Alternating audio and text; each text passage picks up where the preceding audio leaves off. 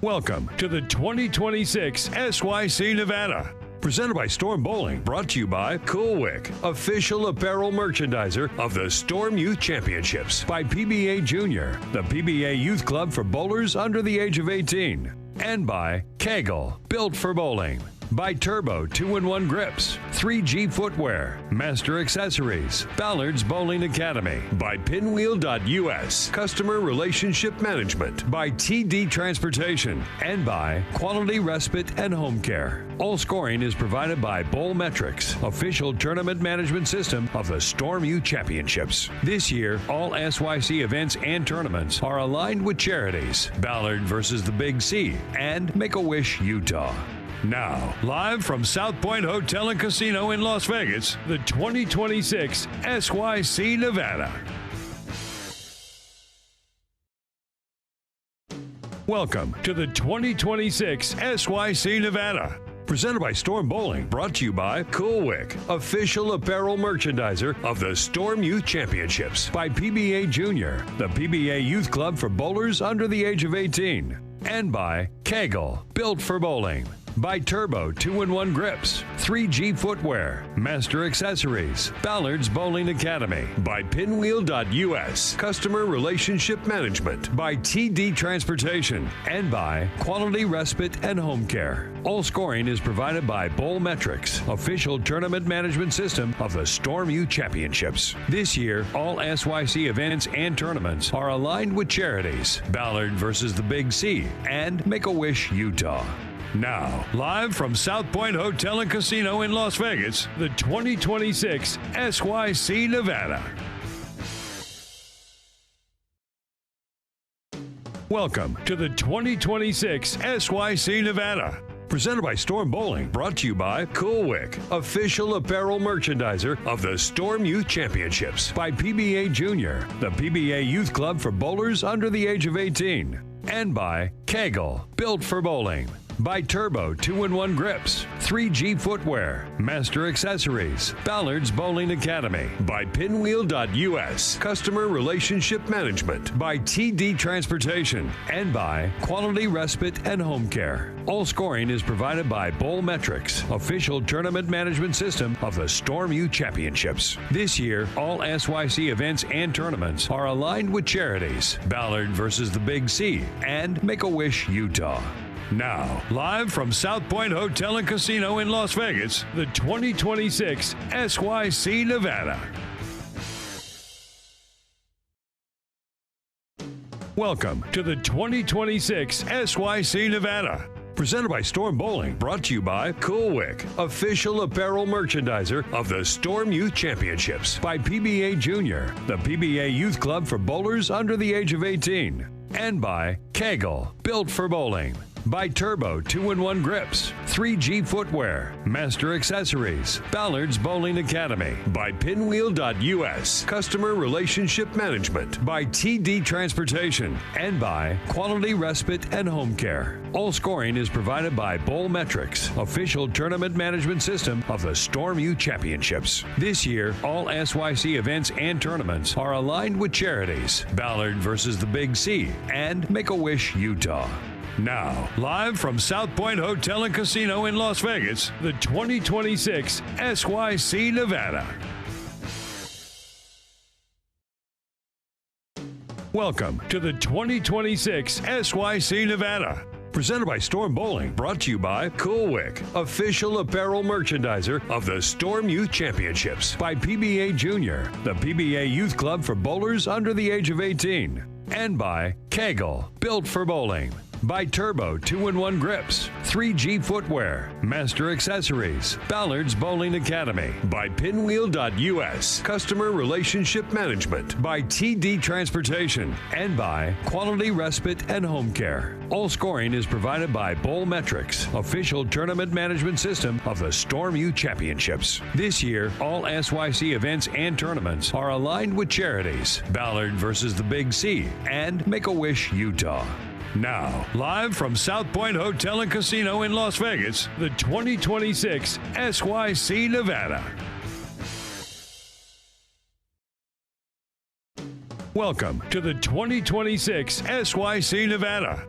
Presented by Storm Bowling, brought to you by Cool Wick, official apparel merchandiser of the Storm Youth Championships. By PBA Junior, the PBA Youth Club for bowlers under the age of 18. And by KEGEL, built for bowling. By Turbo 2-in-1 Grips, 3G Footwear, Master Accessories, Ballard's Bowling Academy. By Pinwheel.us, Customer Relationship Management. By TD Transportation. And by Quality Respite and Home Care. All scoring is provided by Bowlmetrics, official tournament management system of the Storm Youth Championships. This year, all SYC events and tournaments are aligned with charities, Ballard versus the Big C, and Make-A-Wish Utah. Now, live from South Point Hotel and Casino in Las Vegas, the 2026 SYC Nevada. Welcome to the 2026 SYC Nevada. Presented by Storm Bowling, brought to you by Cool Wick, official apparel merchandiser of the Storm Youth Championships. By PBA Junior, the PBA Youth Club for bowlers under the age of 18. And by KEGEL, built for bowling. By Turbo 2-in-1 Grips, 3G Footwear, Master Accessories, Ballard's Bowling Academy. By Pinwheel.us, Customer Relationship Management. By TD Transportation. And by Quality Respite and Home Care. All scoring is provided by Bowlmetrics, official tournament management system of the Storm Youth Championships. This year, all SYC events and tournaments are aligned with charities, Ballard versus the Big C, and Make-A-Wish Utah. Now, live from South Point Hotel and Casino in Las Vegas, the 2026 SYC Nevada. Welcome to the 2026 SYC Nevada. Presented by Storm Bowling, brought to you by Cool Wick, official apparel merchandiser of the Storm Youth Championships. By PBA Junior, the PBA Youth Club for bowlers under the age of 18. And by KEGEL, built for bowling. By Turbo 2-in-1 Grips, 3G Footwear, Master Accessories, Ballard's Bowling Academy. By Pinwheel.us, Customer Relationship Management. By TD Transportation. And by Quality Respite and Home Care. All scoring is provided by Bowlmetrics, official tournament management system of the Storm Youth Championships. This year, all SYC events and tournaments are aligned with charities, Ballard versus the Big C, and Make-A-Wish Utah. Now, live from South Point Hotel and Casino in Las Vegas, the 2026 SYC Nevada. Welcome to the 2026 SYC Nevada. Presented by Storm Bowling, brought to you by Cool Wick, official apparel merchandiser of the Storm Youth Championships. By PBA Junior, the PBA Youth Club for bowlers under the age of 18. And by KEGEL, built for bowling. By Turbo 2-in-1 Grips, 3G Footwear, Master Accessories, Ballard's Bowling Academy. By Pinwheel.us, Customer Relationship Management. By TD Transportation. And by Quality Respite and Home Care. All scoring is provided by Bowlmetrics, official tournament management system of the Storm Youth Championships. This year, all SYC events and tournaments are aligned with charities, Ballard versus the Big C, and Make-A-Wish Utah. Now, live from South Point Hotel and Casino in Las Vegas, the 2026 SYC Nevada.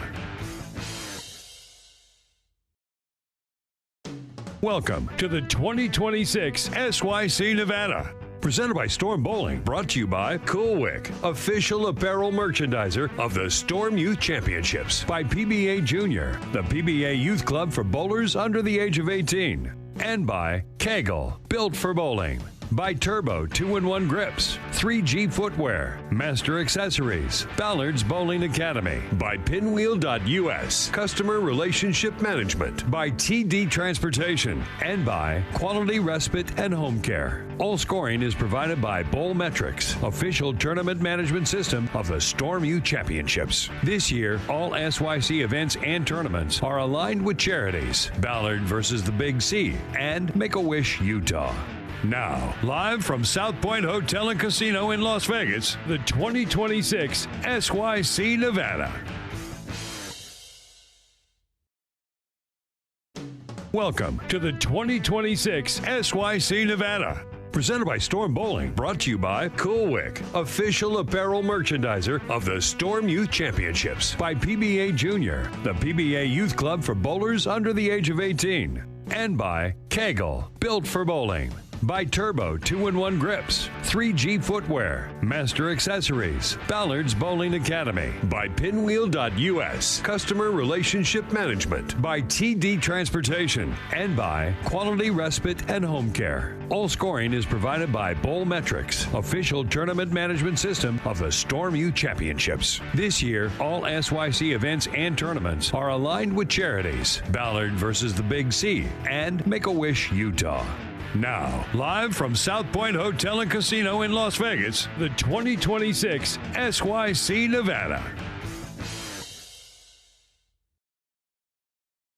Welcome to the 2026 SYC Nevada. Presented by Storm Bowling, brought to you by Cool Wick, official apparel merchandiser of the Storm Youth Championships. By PBA Junior, the PBA Youth Club for bowlers under the age of 18. And by KEGEL, built for bowling. By Turbo 2-in-1 Grips, 3G Footwear, Master Accessories, Ballard's Bowling Academy. By Pinwheel.us, Customer Relationship Management. By TD Transportation. And by Quality Respite and Home Care. All scoring is provided by Bowlmetrics, official tournament management system of the Storm Youth Championships. This year, all SYC events and tournaments are aligned with charities. Ballard versus the Big C and Make-A-Wish, Utah.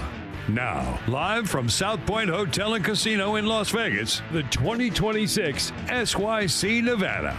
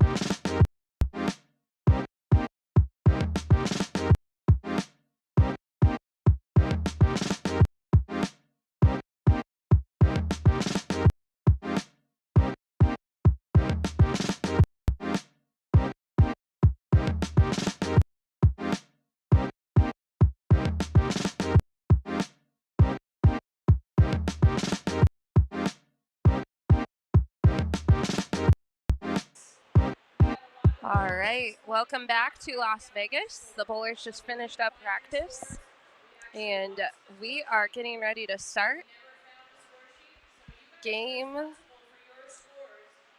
round two. Leanne is finishing up some announcements on the loudspeaker. You can hear her voice.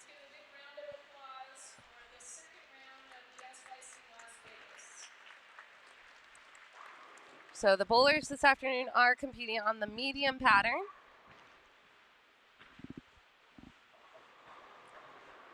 We have a new group of bowlers in front of us. New from this morning, if you were with us this morning.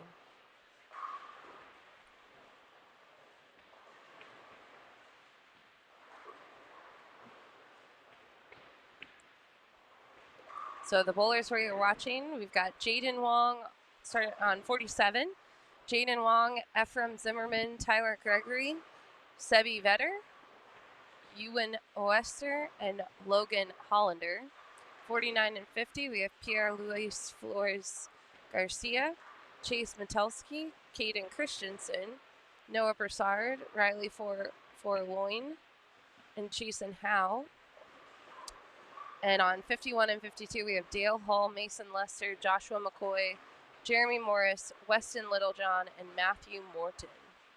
So those are the bowlers on lanes 47 to 52.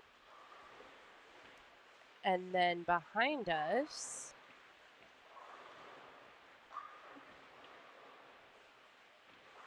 on lanes 9 and 10, we have Caden Furtado, Aaron Odajebe, Trevor Mason, Nico Reggiani, John Abagania, Mason Cardenas. And 11 and 12, we have Dylan Fieldstad, Gavin Miller, Thomas Lee, Lincoln Alvey, Franklin Judd, and Brady Lee. We just finished up our medal round, or our medal ceremony for round number 1.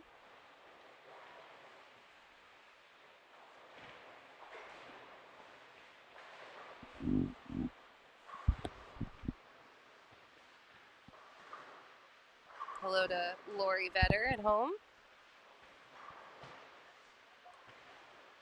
You are watching the 2026 SYC Las Vegas event. These bowlers are competing on 3 different patterns, 15 games. Scores are posted on bowlmetrics.com.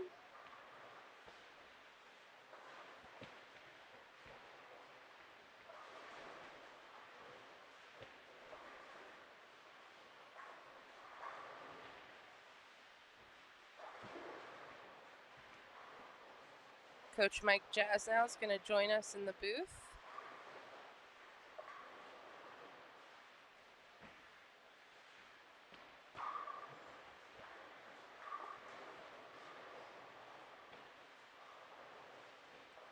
Very shortly. We have one pair that's finishing up some practice.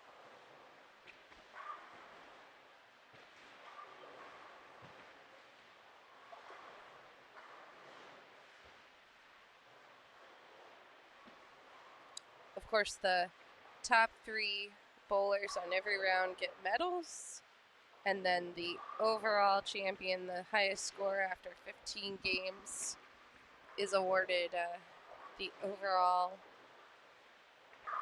Las Vegas champion in each division.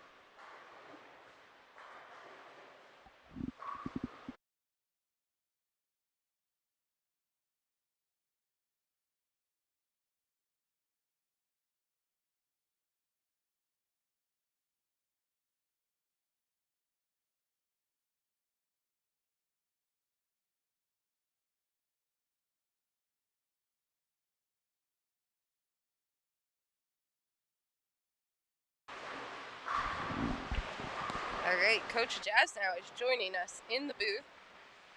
Welcome, Coach Jasnow. Well, thank you. How's it going? Good. Weren't we just here? I feel like we were, yeah. We had a nice little break.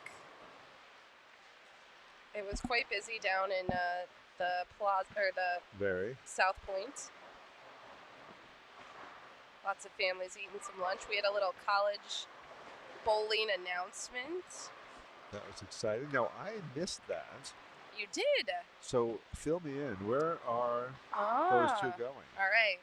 Brady. I keep saying Brady. I know you do. Joss Weems and Mateo Quintero are joining Brady McDonough at Wichita State University. God. They're going in 2027. So that's awesome. They're all going to Wichita. That is so cool. Yeah. And you can't see it right now, but I do have Wichita State colors on today. Oh, you did it just for them. You should tell them that.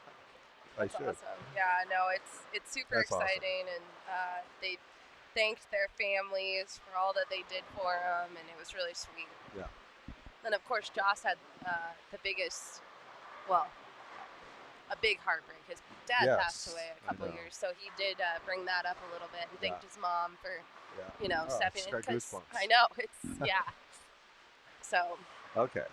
Moving on. Yes. So that we don't all tear up, but it was very sweet, and so there are more shockers coming to Coach Steele-Smith. Yes. Yeah. Well, I am a shocker myself, so okay. I was kind of hoping that would be the announcement. Yeah, Well, I kept giving it away because I kept saying Brady. I'm like, because I had Brady on the mind because I'm like, oh, they're all going together. It's so fun. All right, Blair. So we have the medium pattern for 5 games now. Yes, and yet again, it was too far away, so I didn't talk about it. So go ahead, break down the pattern. It is 42 feet, and those can be, the medium pattern can be kind of tricky. Not that the short pattern was not today. 3.55 to 1 ratio, so still very close to sport shot criteria there. Again, most house shots are 12 to 1 or more. Ratio oil from the middle to the outside. Volume is 29 mils. Very flat in the middle of the lane.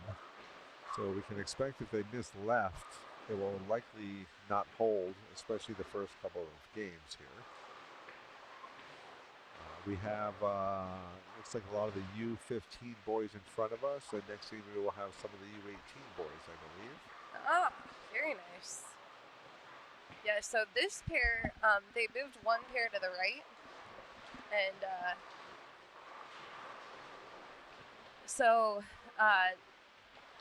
that's my notebook. Do you want to answer those questions? Are these questions for who? For the kids. We're doing some videos. Oh, nice. Yeah. Yeah, what's your favorite pump-up song, Coach Jasno? My favorite what? Pump-up song. Oh. Like before a block. Oh, wow. You got one? We were talking music last night. We were talking music. I love music. Yeah. Well, confession, I don't bowl much anymore. So I don't know if I have a pump-up song before I block. Do you have a pump-up session before a big coaching session? No, maybe I should. Yeah, really. Like, get yourself ready. That'd be funny. Yeah, come in. Oh, man. Anyway, Sebi Vetter here. Sebastian Vetter on 48. Started with a turkey. He's not up right now. Okay. I'm just prepping you for... Yes, I'm looking around on the pairs that we're seeing here on our side in front of us. He is the only one that has started with all strikes so far. Yeah. No, Dale Hull.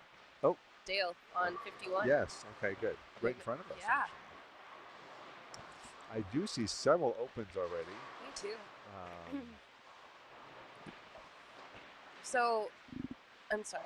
I was posting the photos on the Storm Junior Facebook page. When you were breaking down the pattern. Yes. Where did you say the players should maybe be playing? Or I know it depends on your...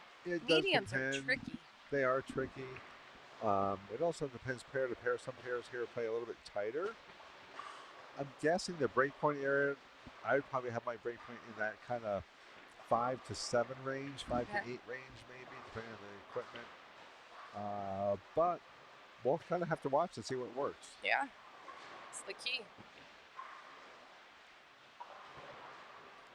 I like breakpoint around 8. That's my favorite. Good try there by Jeremy. Looks like he's throwing a urethane ball on the fresh here. I think we'll see multiple methods of attack as far as equipment. Not everybody will be throwing urethane. And those that are will be out and straighter.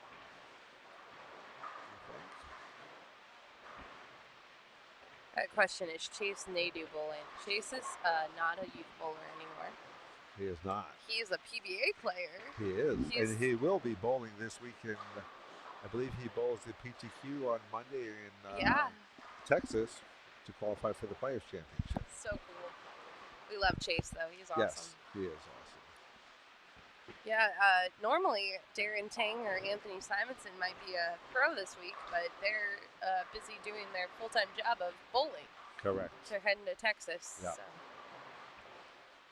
I did come into town early and had a couple quick sessions with Darren Tang this week. Ooh, you got some inside info. Just kidding. He's throwing it pretty Darren. good. Yeah. Yeah. He could have benefited from some of our mental game talk yesterday, though. Uh-oh. Based on his last 2 events. All right, we're going to do some big screens for a minute. We got 47 through 52 ahead of you. Mr. Ewan. Ewan grew a foot. When he came up to get his medal, I'm like, Ewan, you grew again. And he said, yeah, I hear that a lot. Yeah.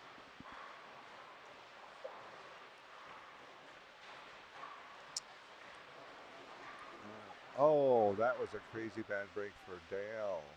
On the front three, hit light pocket and left the 410. Oh, jeez. That is a bad break. So Riley Forloin is up on 49. He's from Napa, California. Bowls at Napa Bowl. Nice. 16 years old. He won his first bowling tournament ever in September. He didn't say which one, but that's cool. Yeah. Winning is good. He plays golf for his high school team and wants to say hello to his grandparents, DJ, and the staff at the Drill Factory Pro Shops. DJ Nice. Mertz. Cool, I heard DJ. I don't know if you know DJ, but he's a great bowler, scratch bowler, and he had like a big surgery that he's recovering from. So DJ, if you're listening, we're thinking about you. Now, we do have a Chase bowling on lane 50. Is not Chase Nadeau. Yeah, this is Chase Metelsky. He's from Stockton. Bowls at West Lane Bowl, 15 years old. First SYC. He qualified for Junior Gold in 2026. He likes playing soccer. He's really good at it, but didn't love it. Oh, he enjoyed playing soccer and was really good at it, but didn't love it, so he started bowling. And he wants to say hello to everyone watching back home, and Dave Bowles for all his help and encouragement. Care to go away, Brooklyn? We'll take it. I don't think I have a bio for Chasen. I think I do have one for Pierre, who... This is... I think this is his second SYC. I think his first SYC was in Texas, if I remember right. And he's from Belton, Kansas. Bowls at Mission Bowl, 16 years old. He's bowled a 700 series. Really proud of that. Likes playing guitar. And he has family in Puerto Rico that he wants to say hello to. Nice.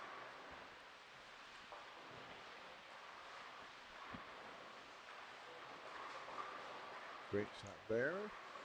Kate.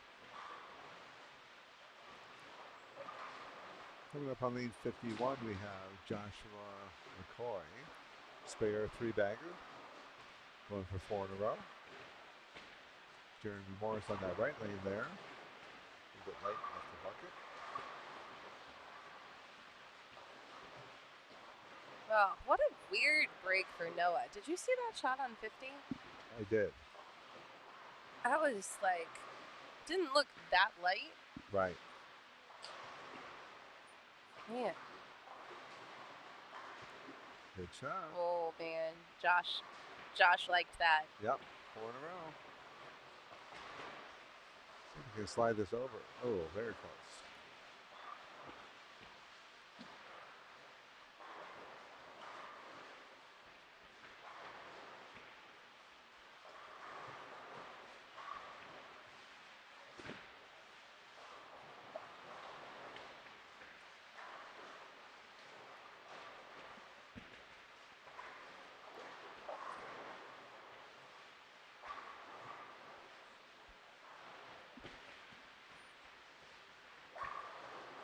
Nice shot there from Riley right in front of us for his first strike of the game.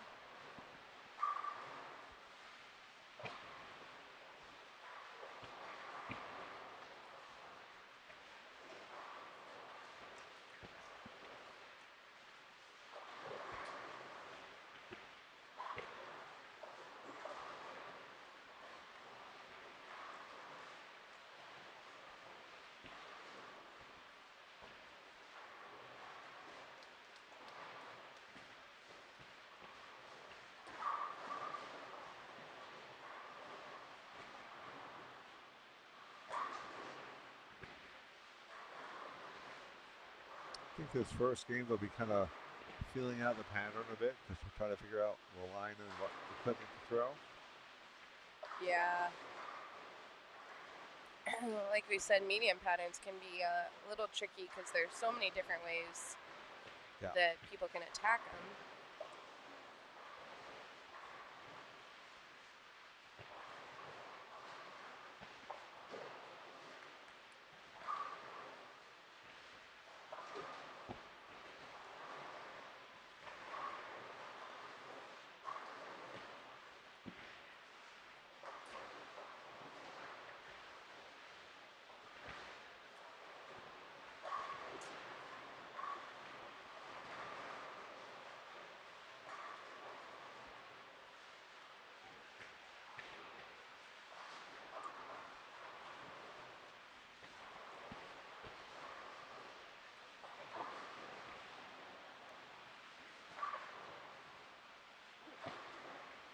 got a shout out in the chat from Cynthia Thomas for Pierre. Nice. Hi, Cynthia. Rooting on Mason Lester on 51 and 52. Now Pierre's having a unique game. He has a clean game. Second frame, he got 0 on the first ball. I did not see it, but it spared it. Oh, wow. And luckily he was on a strike, so he lost no count. Oh, nice. You know, some of the kids have really been having issues with not only the foul, but just their foot is over sliding here. So I think coach is a little bit slow. Yeah, and then you know how when footing gets in your head. Yeah. Gets in your head. It's stuck. Very good shot. And it was. That was a really good shot by Chase. I think Chase is in our evolution program too. He's on our Zoom calls. Nice. And the evolution program is completely free. Any youth bowler can join from anywhere. We do a monthly Zoom call with a special guest pro. So Darren will jump on and give some tips. Or Verity was a guest. I'm trying to think who else we've had. Andrew Anderson. Wow. Yeah. The kids get to ask him any question they want. That's awesome. It's pretty cool.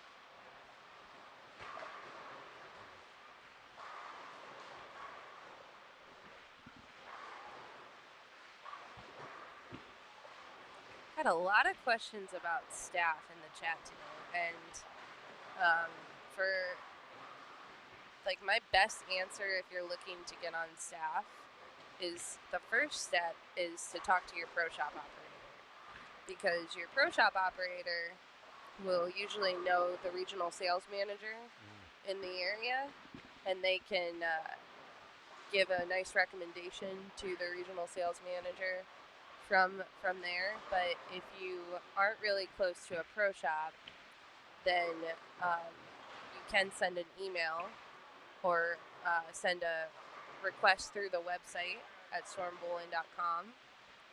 We do get a lot of requests for staff. You have to understand that lots of people want to be on staff. That's why I always say, like, getting that recommendation from a pro shop, or if you're a youth bowler, one of your coaches or a college coach, that's usually the first step, because if you're on staff, you want to be affiliated with a pro shop because you want to connect other bowlers to a pro shop. So that's a huge advantage if you're friends with your pro shop operator.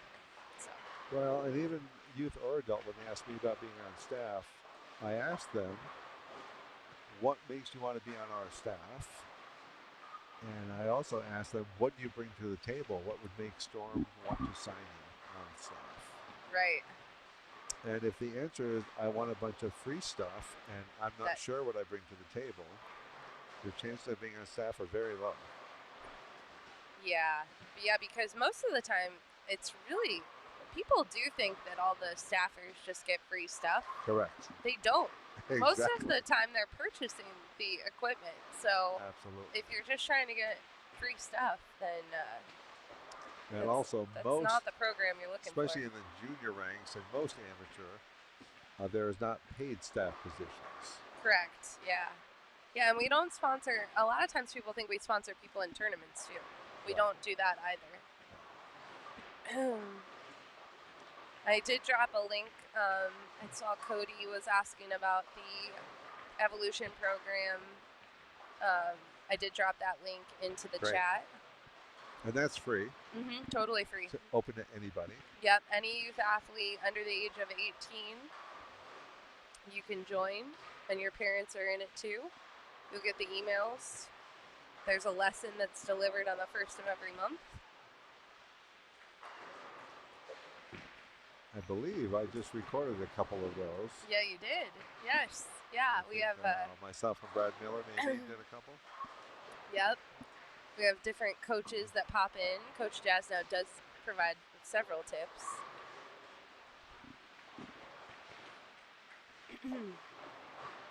Maybe I'll have to be on the Zoom call one of these months. Oh, that'd be fun. Yeah. The kids have been asking really, really good questions lately. I have to give them a ton of credit. Like, they're getting smarter. Yeah. It's Well, really, even yesterday in the seminar, the questions were awesome. yeah. I Really think good. they're just, yeah. Every time I listen to them, I'm impressed more and more. Yeah. But I'm going to see if we have any more. We're in the U18 boys. Not everyone fills out their bio. I mean, I don't know if you remember what it's like to be a U18 boy. Not saying that you. I didn't mean that to come out the way it did, but Well, it's accurate. but when you were under 18, apparently filling out a form takes way too long. The 5-minute Absolutely. form, or actually, it probably takes 2 minutes. Yeah. We just want to bowl. Exactly. They're like, I don't care if you talk about me or not. Yeah. But Tyler Gregory did fill out his form. He is not up, but he's on 47 and 48. He's from Goleta, bowls at Bolero, Santa Barbara. 16 years old, first SYC.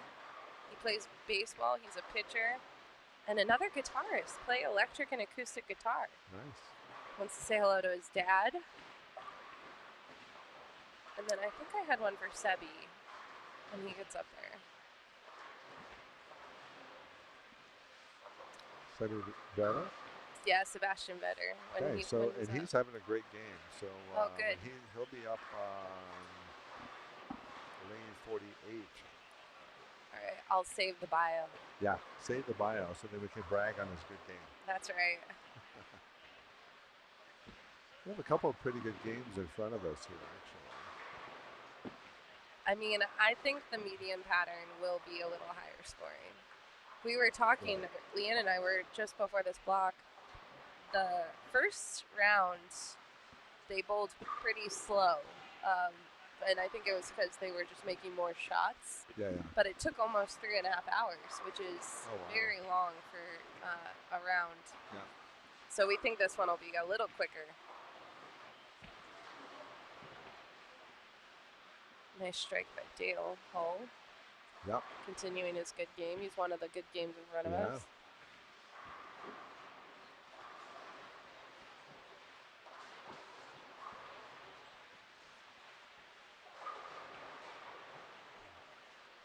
Lane 51 in front of us, Mason Lester. Started off open, and then 5-bagger. That's the way to come back from that. Going for 6 in a row, and on the right lane, Josh McCoy is killing it this game. He is Spare killing it. 7 in a row. That's amazing. Let's see if Mason gets his. He does. So they are definitely figuring something out on that pair.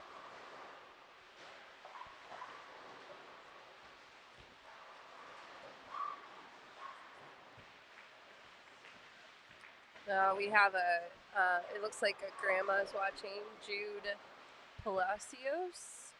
And he might just be off camera if you're watching. I see his score though. He started good, but he ran into some trouble with some splits, but he's trying to bail out this game a little bit, hopefully. Oh, he got a spare there. Good. So he's hanging in there, Grandma. Thanks for watching. I love when the grandmas watch. Yeah. All right. Sebi Vetter just threw another amazing shot on 48. Wow. Sebi's from Oak Lawn, Illinois. Bowls at River Rand. 15 years old. He loves bowling because it's addicting and he just can't seem to stop. He's good at analyzing and critiquing others playing basketball despite not being very good at himself. And he wants to say hello to his grandma, Monaco. Nice. Well, he's bowling great this game. 4 strikes, spare 4 strikes. Yeah. 8 out of 9 strikes. I was filming a video with Sebi because he's on our Storm Junior team. He's also an SYC champion, multi-time. But I was filming a video with him, and I asked, one of the questions we were asking the kids was, who's your bowling idol? And he said, well, my grandma's my bowling idol. She doesn't bowl, but she's the one that got me into bowling. Oh, and I was like, oh, so cute. Yeah.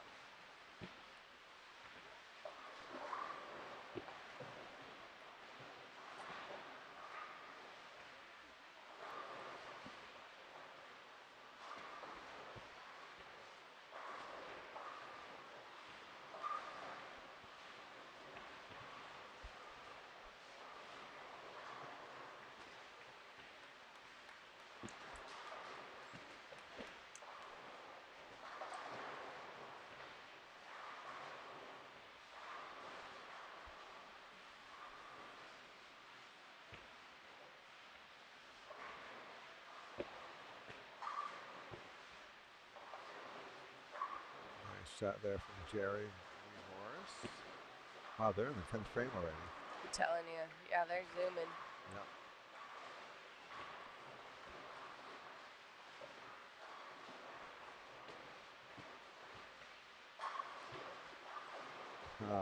That's a nice break for Logan, getting a Brooklyn to make the 4-bagger. Strike for Pierre. Very nice.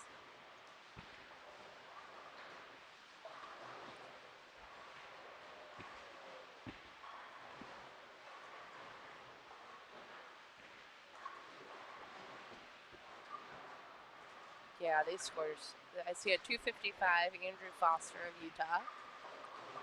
I see 264, Kobe Shinogi Ling. Okay. 247 on that same pair, Pablo Pina.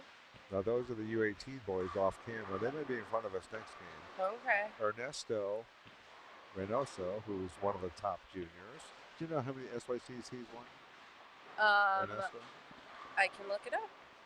I know it's several, but No, he's going on 290. He has two SYC titles. Oh wow! So yeah, it's hard to get an SYC title, especially for the West Coast kids. Yeah. Because they don't get to bowl quite as many as some of the East Coast.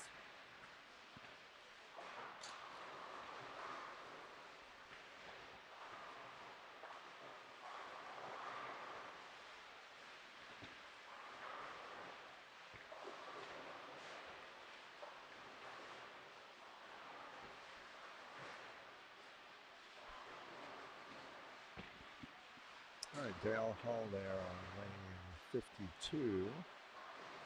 Start with a nice 233. Does seem like the scoring pace is a little higher right from the get-go on the medium than it was on the short. Yeah. At least on this side. Oh, there's Sebi. Good. Oh. Huh. Kind of a bad break, high hit. I left a 9-10. Makeable spare. It Not is. the easiest one, but it's makeable. I was going to peek around back, but let's see if Sebi can pick up the 9-10. Yeah. Ernesto did end up with a 286 game. Did you say Preston Smith 260? Did you mention that one? I did not. That's another high game. So yeah. Now we may just have some outlier high games. I don't know what the other side's doing, but right.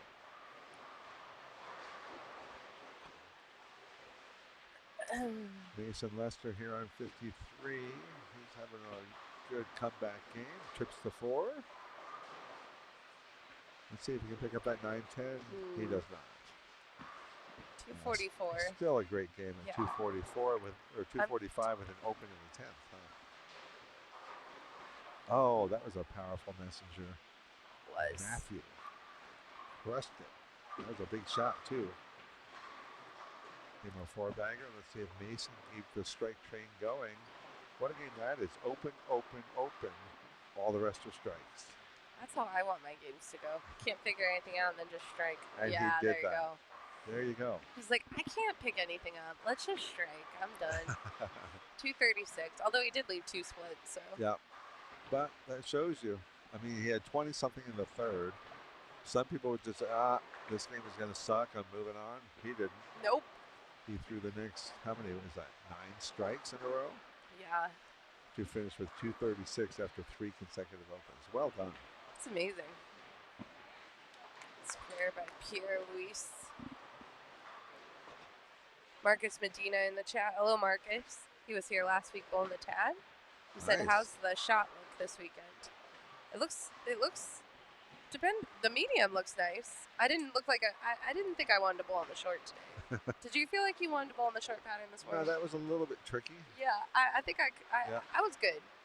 I was good on that one. Oh, that was a great pickup there. Great cleanup by Ephraim Zimmerman. Yes.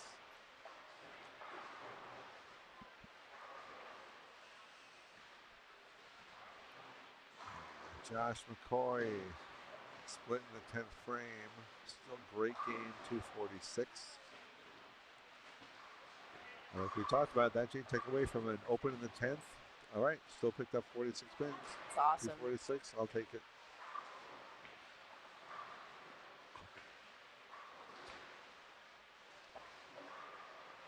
That's like glass half full or half empty, right? Right. Yeah, open the 10th and be all mad, or I shot 246 my first game. Yep.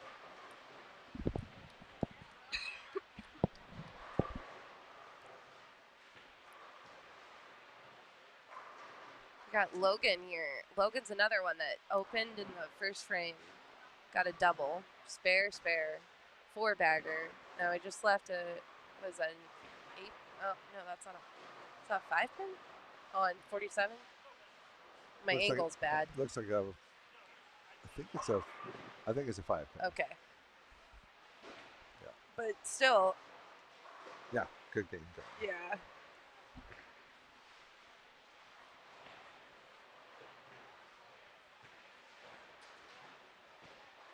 It does definitely feel different if you open the first frame and shoot 240 compared to opening the last frame for 240.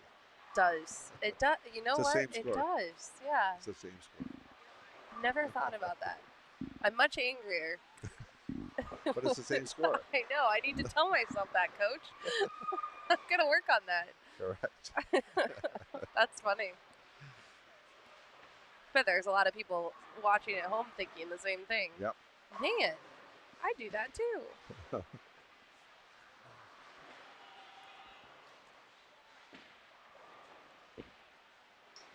Caden having another solid game.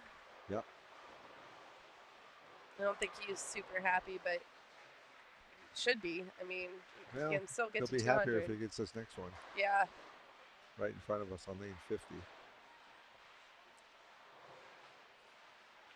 Couple of splits this game, but also 5 strikes. Going for a 6th one.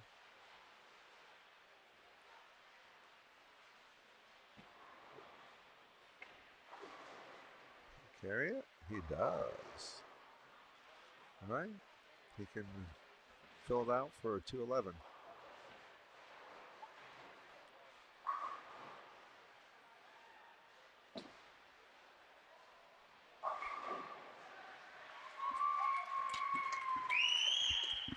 Uh-oh. I heard something. Did we miss something? 300. Mateo Quintero. Awesome. Wow. Commits to Wichita and shoots 300. Go Shockers. Man, that's shocking. Oh, there's too many jokes that could. Awesome. First 300 of the weekend. That's awesome. That was a quiet one. I didn't hear anyone clapping until it was over. Yeah. A little sneaky. All right, Jazz, we're going to take a quick break here. Logan did finish with 222, Sebi 245. But we're going to take a short break. We'll be right back. They're going to change some lanes. Yeah. It shouldn't take too long, and we'll be right back. We'll be right back.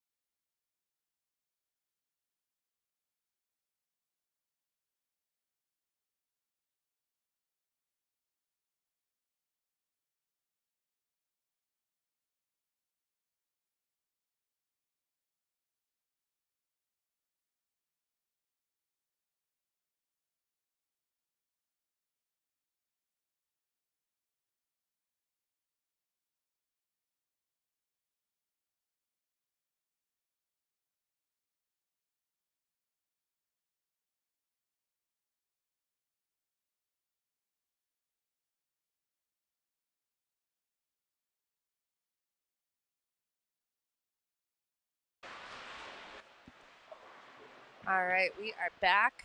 Got a whole new group of bowlers. And I believe these are mostly the U18 boys.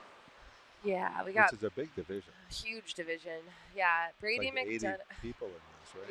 Yeah. Usually it pays a good amount of smart money. Yeah. Lots of spots too. Excuse me. Brady McDonough, Dante Reeves, Jacob Fox, Jake Spear, Holden Rasmussen, Micah Jensen. That is 47-48. 49 and 50. We got Kobe. Oh, you know how to pronounce this. Kobe. Shinobi Lee. Okay. Ernesto Reynoso, Carter Pankowski, Pablo Ipina, Ryder Basic, Ashton Farrington, and That's then on 49 and 50. Yep. On 51 and 2, we have Oliver Louis, Gavin Fernandez, Robert Baum, Aiden Carr, Aiden Snyder, and Harper Burnett. Okay, excellent. And of I course, believe Brady, who's on 47-8, was the leader of the short. he was the And leader. If I remember correctly, Gavin Fernandez was second. Is that true? I let's check. I think so.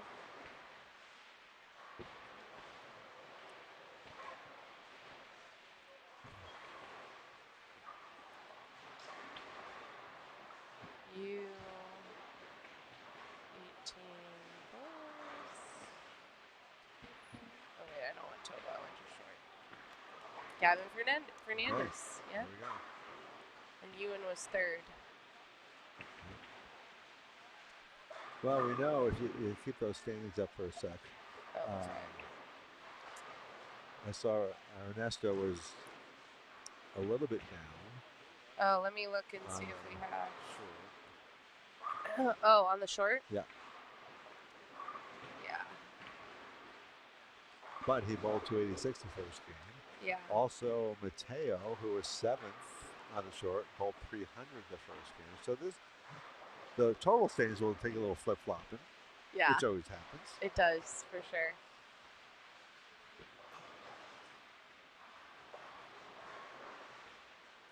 And we just mentioned, Ernesto Reynoso on 49. He will be going to, guess where? Wichita. That's so State. cool. We're going to switch halfway through, okay? And he threw a good shot there. Very nice. We got Dante Reeves stepping up next on 47. He's Okay. from Traverse City, Michigan. Bowls at Jack 60, the famous Jack 60. 16 Nice. years old. He won his first Elite Youth Tour tournament in January. And he likes to sew, make his own clothes, alter jeans, and play Rocket League. Wow. Yeah. I don't know that I would look very good if I had to make my own clothes. Yeah. No, I wouldn't either. Oh, he almost left a 4-9, but that was a good shot. Yeah. Like to say hi to his grandparents and friend Silas.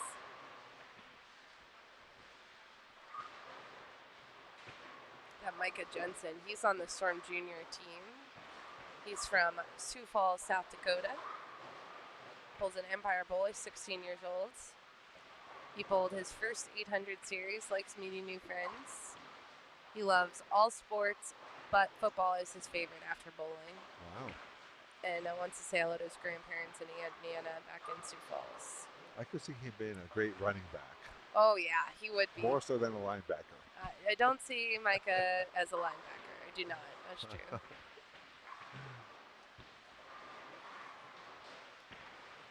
We got a Montanian, Jacob Fox. He's I was from going to say, I work with him in Billings every year. Nice. Really good player. Had struggled on the short today, but he did shoot 2-team his first game on a medium. Excellent. So I'm looking for a good comeback this block from Jacob. He's 17 years old. And I did take my first trip up to Montana this year. I went up to, where'd I go? Butte? Did I go to Butte? Oh, yeah. Is that where I went? Yeah. Yeah, okay. I went to Butte. You're asking me. But yes, I saw you there. Oh, yeah, that's right. That's how I know. But anyway, I say this because he says, tell us something cool about himself. And he says, I like to hunt and fish. Yeah. And after going to Montana, completely understand. Like, Correct. you want to be outside in Montana. Absolutely. So wants to say hi to his grandma. Good. Yeah, the rough frame there. Wasatch did not make it, but he'll come back from that. Brady on 48. Broke up the pocket 7-10, left the 7-pin.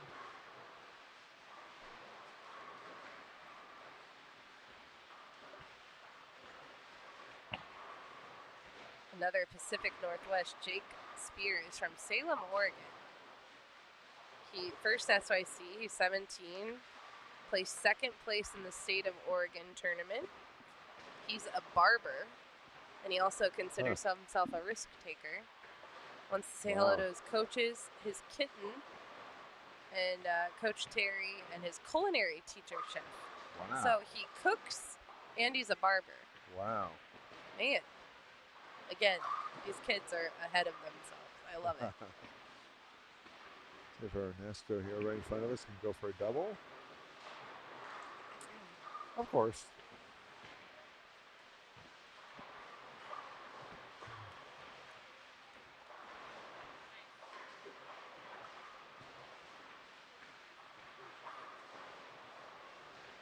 Another Oregon bowler, Holden, is from Harrisburg, Oregon. He's on 47, going for this split. I hope he makes it. Oh, so close. Yeah. First SYC. This is his list of things he does. Baseball, golf, basketball, wrestler, road runner, ping pong, pool, etch-a-sketch, and a singer-songwriter. Nice. Yeah, I want to say hi to Mom, Dad, Luna, sister, Uncle Joe, Nan, and Uncle Doug. Good comeback shot for Jacob Fox there at 48. And kind of a weird hit for a light hit on lane 50 in front of us from Carter Pinkowski, one of the kids I worked with up in Boise, Idaho. Hit light and left that weird split. That is the 3, 4, 6, 7, 10. You don't see that very often on a light hit for a right-handed. No, I don't see that very often. Let's see if we can pick it up. And he does. Oh. I jinxed him. Oh, good try. Man, I thought he did. That might be the first time he's ever shot that. I can't say that. I don't think happens. I've ever left it. Nope. I can't say I've ever seen it left. Ernesto on 49. Going for 3 in a row.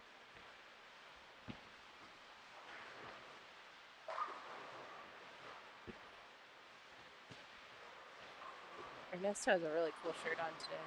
Yeah. Such smooth power he has, too. Looks like he got a haircut. He did used to have the mop going. Yeah, the mop look, yeah, right? That was Pablo Pina on 50. He's from Las Vegas, local here. Suncoast Bowling Center. 17 years old. He bowled his first ever 300 game in high school this year. He's a huge Bruno Mars fan, and he loves to play Apex on his Xbox. And wants to say, shout out his supportive parents and Shadow Ridge High School bowling team.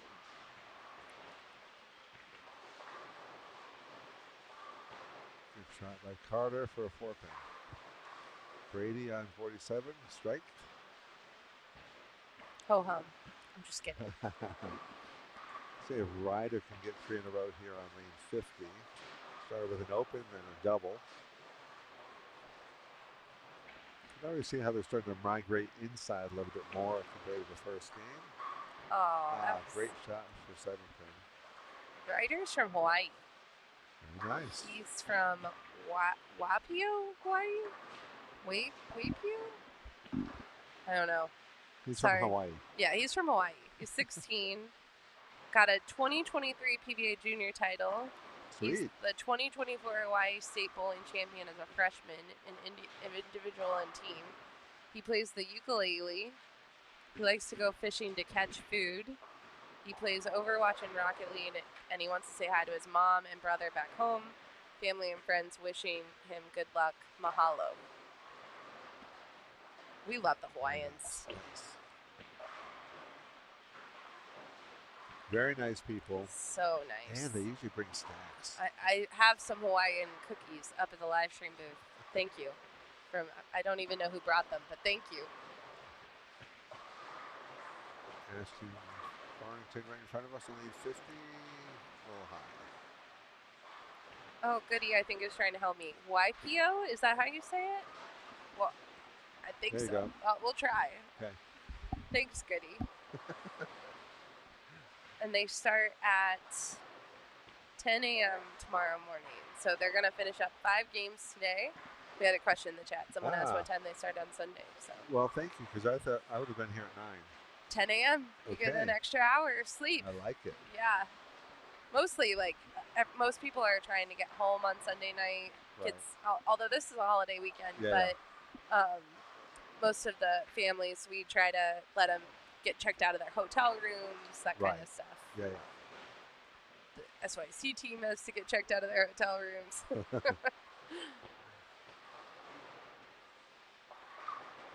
Oh my gosh. Solid nine. Rider. Great shot, though. And wasn't he the one that left the switch in 7 the last frame? Yeah, he did. That was, in fact, true. Oh, almost another solid night, but he tripped it out for Kobe. We did get a request. They want to see the back pair of lanes. We'll do a little jump back there. Give me a second. I need to pull up my handy dandy. Kind of hard for us to see on the live stream who's bowling. Yeah. Compared to who's right in front of us. All right. But we'll let you know. I think we're watching back there.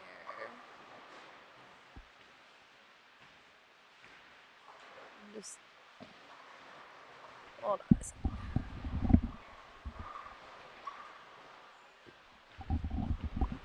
Okay, so it looks like on 11 and 12, it's Colin Porcelli, Connor Atkinson, Easton Taylor, Blake Bronson, Cody Barrello, and Anthony Mendes Jr.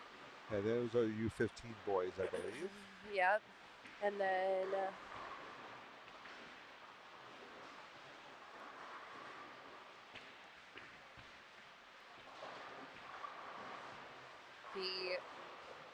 9 and 10 pair is Tyler Adams, Abe Monosmith, Louis Cloud, Brady Barlow, Jasper Sills, and Jameer Campbell. Okay. All right, so I'm going to go back to our dual frame. There we go. Good.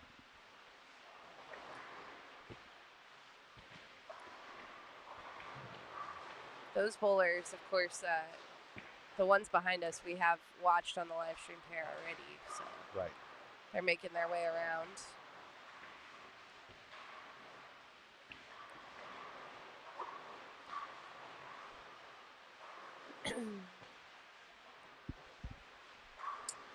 Dante Reeves on lane 48 on the left of our screen in front of us here, going for 3 in a row. And I jinxed him. I'm good at that. Welcome to the club. Yeah. Kobe on lane 49. Great shot for a double. Pablo on lane 50. Decent game going. 4-pin. Good shot, though. I think their lanes are transitioning quick, huh? A little bit. What a pickup. Hey. That was not what Dante was trying to do, Hey, but it worked. Yeah, really. We'll take it. I'm not going to argue that. Ernesto right in front of us coming off a 286 the first game. Has spare 4-bagger on lane 49. Let's see if we can make it 5. Just to his left is Brady, who looking for a first double, actually, this game. Brady got his first strike. Let's see if Ernesto can get 5 in a row.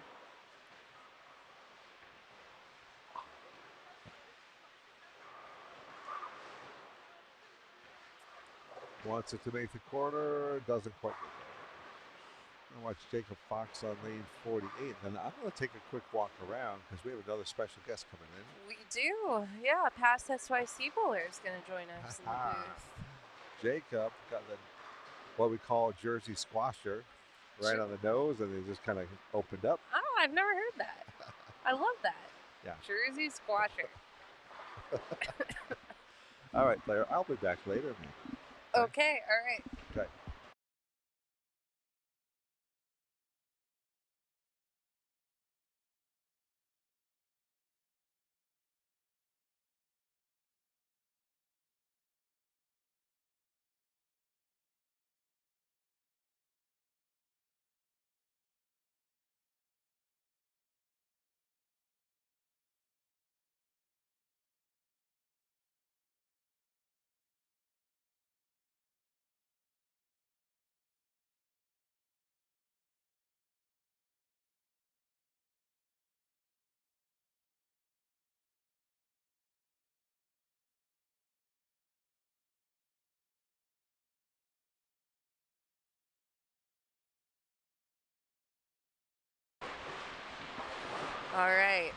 We have a special guest.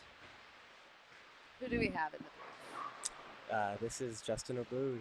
Justin Abood, the famous Abood family. Justin, you used to bowl SYCs. Yes. Just a couple years ago. couple, more than a couple. Maybe a little bit more. Justin, tell us what you have been up to since you left the SYCs. I went off to college, went to St. Ambrose for 4 years, bowled there all 4 years and graduated. And after that, I came back home and used my 5th year of eligibility back home at San Jose State, where my dad bowled in college. Nice. And just since then, just been out in the bowling world after that. Yeah. So what was your favorite part when you were bowling SYCs? What was your favorite part of the tournaments? Ooh. I would have to say, like, being able to bowl with and around all my friends, whether they were from California like I am or from the East Coast or the Midwest, being able to see all those people was always great. And then when it came to the actual bowling itself, being able to bowl on the variety of patterns and being able to see multiple patterns and just get better overall was a thing that I really personally liked. I love that. Well, Justin, the medium pattern is playing pretty good. I mean, some people are having a little bit of a challenge, but for the most part, people are getting in the right part of the lane, striking. Yes, I've seen some scores. Yeah. So far. So a lot of these kids, we watched 2 of the kids make their college commitment right before the block. Of course, Mateo and Joss. But what advice do you have for the kids that want to bowl in college? I think when it comes to bowling in college, it's really the definition of a team sport. You know, like, everybody wants to, like, do their thing and, like, be the guy and just be the best one there and win everything. But in college bowling, there's so many different situations and patterns that you'll face. And with a team of 8 guys on one team with only 5 bowling at a time, you really have to embrace whatever role you're given for a given weekend. And especially at St. Ambrose, we had 3 different teams, varsity and 2 JVs. Wow, so yeah. And a lot of schools are getting like that, where there's a lot of bowlers, yeah. A lot of bowlers, a lot of teams. And so, like, I'd say pretty much, like, no matter what team you're on, what role you're on, just trying to get better day by day and be the best in that role you can be. So Ernesto Reynoso here, he had a spare 4-bagger, and now he got that one a little right. Leaves himself a washout. You think he's going to get it? I think he will. Yeah. He's from California. I've seen him a fair amount, and he's a good spare shooter. So I think he's going to run this one down. Okay. I think you're right. I love your tips. I think bowlers don't realize how, like, that college bowling really is different than just going and bowling individual tournaments, right? Yeah. For sure. And at times, it can be a culture shock. Like, you can be, like, one of the best in your area, and you go to your first college tournament, and you might not bowl as much as you'd want to. But at the end of the day, like, that doesn't mean you're not a good bowler. Right. That just might be real specific in that moment. Yeah. What they're looking for in that certain, how the pattern's playing or what the team needs. Yeah. A lot of different factors. I've realized there's just so many factors that a coach has to consider when making all those decisions. So, like, it's never personal if you're in a lineup, not in a lineup. If they could, they would probably bowl everyone. Yeah. They all want to see us all succeed. I love that, because I do think sometimes we will hear some parents or bowlers, commenting on wanting to bowl or not getting enough playing time, and it is tough. Like, it's tough if you have a team of How many bowlers were on your team total? Overall, I think there were 25 Yeah. on our roster. And only 5 can play at a time. Yeah. And so, yeah, it's a lot. Yeah. And Coaches have a hard job. When you're practicing like multiple times a week and you're traveling and all that stuff, sometimes it might just like feel like a waste if like you go to a tournament and you don't bowl that weekend, and it's like it's not, because like that preparation and everything that you do might not pay off like that Saturday or that Sunday to help the team, but in a couple weeks you never know, you might be in the lineup anchoring the team, and all that practice that's led up for it just really helps. Yeah, that's cool. Now, your mom is here this weekend. She has a new business. You want to talk a little bit about that? Yes, her business is Abood Desktop Design, and I like to say she makes custom-made everything. Yeah. You name it, she can customize it and get it to you, however and wherever you are. Yeah, she brought me and Leanne some bag tags with our puppies on it, which we appreciate. They're so cute. So that was awesome. I was the production in that. Oh, I was helping package them up and everything after she makes them. They came out so good. Yes, whether it's tumblers or bag tags or bag handle wraps or the car coasters. She even has like mini tumblers that fit like chapstick and stuff. It's so cute. She's always coming up with new ideas and keeping it fresh no matter where she goes and travels for tournaments. Yeah, that's cool. It's fun being at home and she's like, I have an idea, or she'll like get a package and she'll be like, look what I bought. Oh, that's cool. And I'm always like, ooh, like, what's this one? What's this new adventure? That's cool. Yeah, now you guys are traveling to some tournaments and setting up the table there, which is very cool. And how can people find her business at home? Does she have a... She has a website. It's Abood Desktop Design. Abood spelled A-B-O-U-D. And on her website, she has all her information and everything. And for anyone that wants something customized that might not be on the website, you can message her, whether it's a text, an email. You can find her on Facebook with Regina Abood, and she'll get back to you and help you make your dreams come true. It's super cool. Yeah, your family's so awesome. Yes, they are. All our different side adventures. Yeah. Now, have you bowled doubles tournaments with your parents yet? I have. Yeah, both of them? I haven't bowled a doubles tournament with my mom in a while. Okay, all right. But there's a couple tournaments every year that me and my dad make sure that we bowl together. Okay, cool.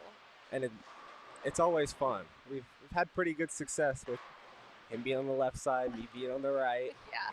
But it's always fun bowling with my parents. Yeah. I bowl league with my mom on Nice. the team, and I've subbed on in a league that they bowl together. So like, just bowling with them all the time is always fun.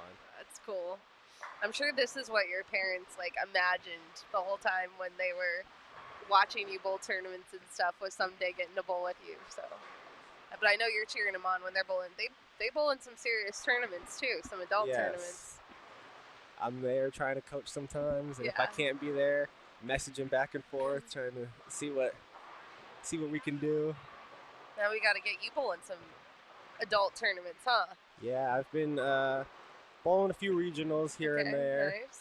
Traveling a little bit for those. Yeah. I think this year I'll probably be bowling a little bit more of them, a little more active. Good, cool. Well, that's great.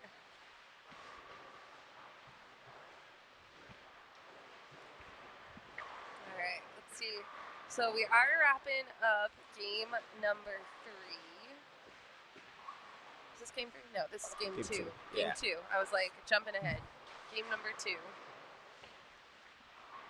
Looks like the transition is starting to hit a little bit. I don't see quite as many strings as I did. We did have a 300. Mateo Quintero pulled 300 game 1. Yes, heard all the clapping and didn't realize that he had shot 300. We didn't either. Oh, that was not a fun break for Ernesto. Yes. That's never a fun one, throwing it good and leaving something like that. Yeah. Yeah, Mateo was actually at St. Ambrose, when we went to sectionals in Tennessee, we had some youth bowlers that were like one per team that were hanging around us for the weekend, and Mateo was actually hanging out with our team. Oh, that's cool. And so we got him like a chain and everything, and Nice. we were vibing for the weekend. So that was a fun time. Ernesto making the 410. Just slide it over slyly. Making it look easy, just like a regular 9 spare. Ernesto just has that like cool factor. You know, when you Always. have it, like you just have it, and he does. He has it. Just always looks under control. And Yeah. calm whenever he needs something. But yeah, like you were saying, the strikes are starting to slow down a little bit here in game 2. Towards the end, you see a couple of strings, but I'm not seeing nearly as many as I did No, when we were in Brady. game 1. Brady here on 47. He's got 4 in a row Yeah, going into the 10th, but other than that, yeah, medium's such a tricky pattern. It's like medium patterns, people can play so many different ways, and then sometimes you can get trapped. definitely. Everyone usually, like, when they start out, they're a little bit easier because they haven't transitioned, and all the balls on all the different targets haven't really taken over the pattern yet. But when you move pairs and you get to a pair that other people are broken down, it's not the easiest trying to figure them out. Absolutely. Brady throwing the first one in the 10th. It's got a 5-bagger. Looking to shoot 248. Yeah. Seeing if I'm just doing a little. Like the highest game up beyond that I see is 203. Down on 57 and Yeah. 58. Oh, is there? Sebastian's got a Oh, 6-bagger. Okay, Sebi's Before still he goes going. up in the Yeah, 10th. he bowled good last game too. But yeah, besides that, there's Wow. not a lot of 3 or 4-baggers that you see.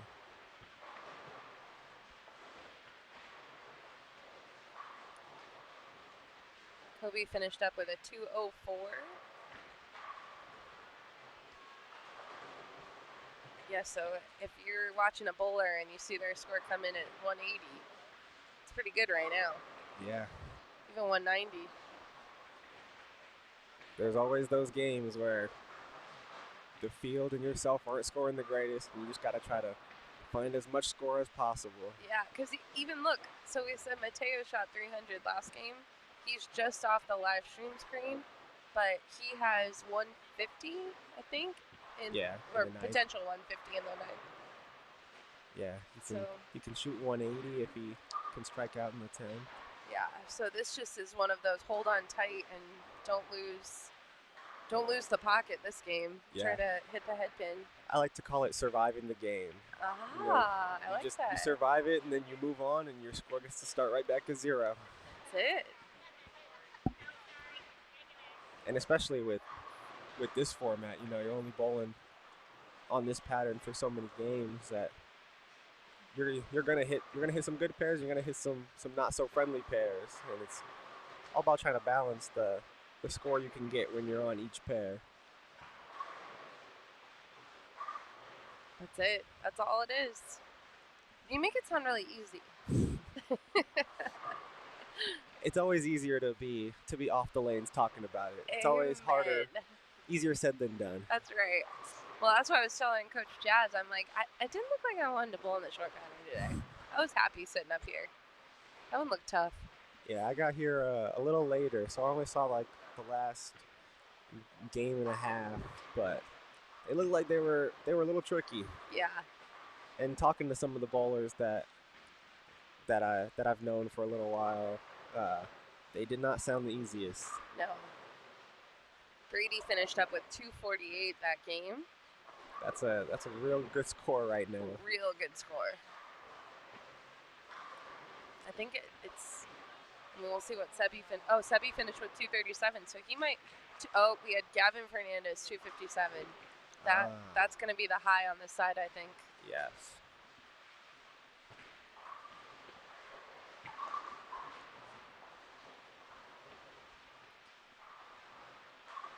Ernesto finished that game with 213.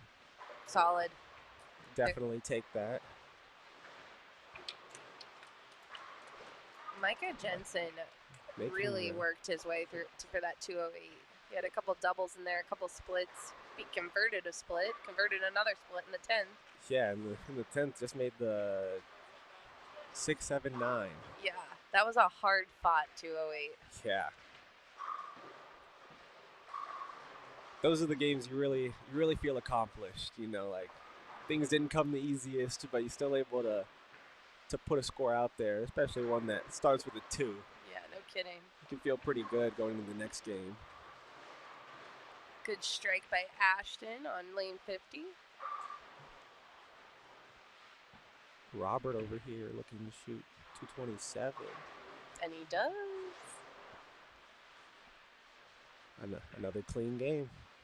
Clean games are pretty much all you can ask for at this stage. No kidding. Leaving makeable spares, making makeable spares.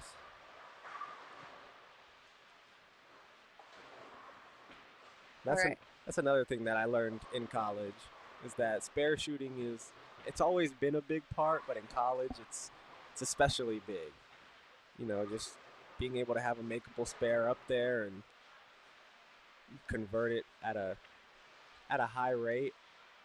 Coaches love that. Coaches love having a person in there that no matter what's up there, they feel confident that they're gonna make it. They're gonna fill the frame.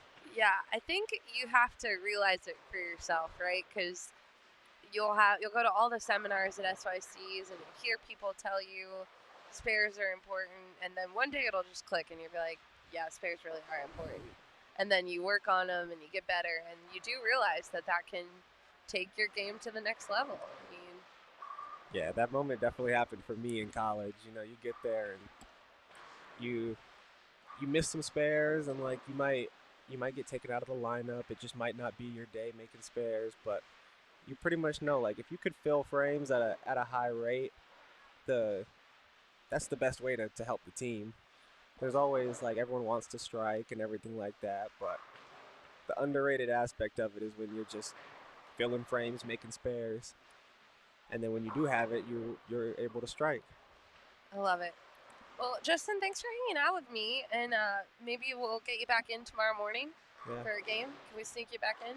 I'll be here, so I think we can make that work. And it is your birthday for anyone at home that's watching, so yes. Shout out for your birthday. I know your parents have some fun birthday festivities planned, but yes.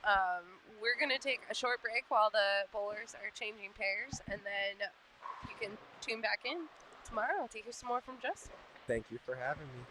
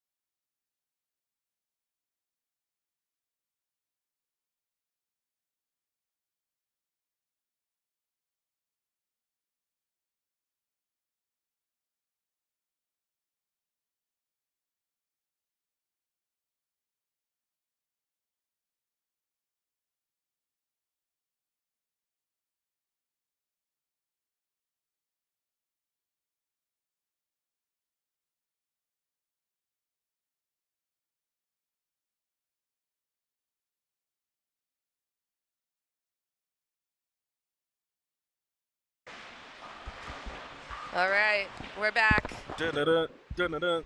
There he is. There he is. What's up, chat? We've got Gerald from Cool Wick, What's up? What's up? the famous G. You are famous now. I feel How like am I famous? you walk in an SYC and everyone's like, G. I think you're famous. Are you famous? It's just love. It's the all love. love. It's all All love. love. I give love back. They show the love. All right, G, we're gonna introduce. I did get a request to show both cameras this round, but the bowlers in front of us. I'm gonna introduce them. We are waiting on one pair to finish up, but we got 47-48 is Danielle Martka, Jordan Myers, Julianne Amende, Aubriana Anderson. Abriana Anderson, Janiyah Graham, and Kennedy Ashworth. See, Okay. I've been doing this too long today. My eyes are deceiving me. Yeah. I know, and then we've got Kaylee Heller, Isabella Smith, Isabella Williamson, Kelsey Oshiro, Anna Anthony, Sophie Donley, Okay. and finally on 51 and 52, Nevaeh Hall, Angelo Galafaro, Lindsey Grime, Joshua Hickman, Gavin Broad, and Layla Tikwa. It's Layla Tikwa. Layla Tikwa. She got a medal, I remember. Okay. And then on the back side, this is when I need to go to our handy dandy. Yeah, we got 2 cameras, G. Look at you. Telling you. I was like, you know what? We're leveling up. It's so professional. Look at this. The South Point.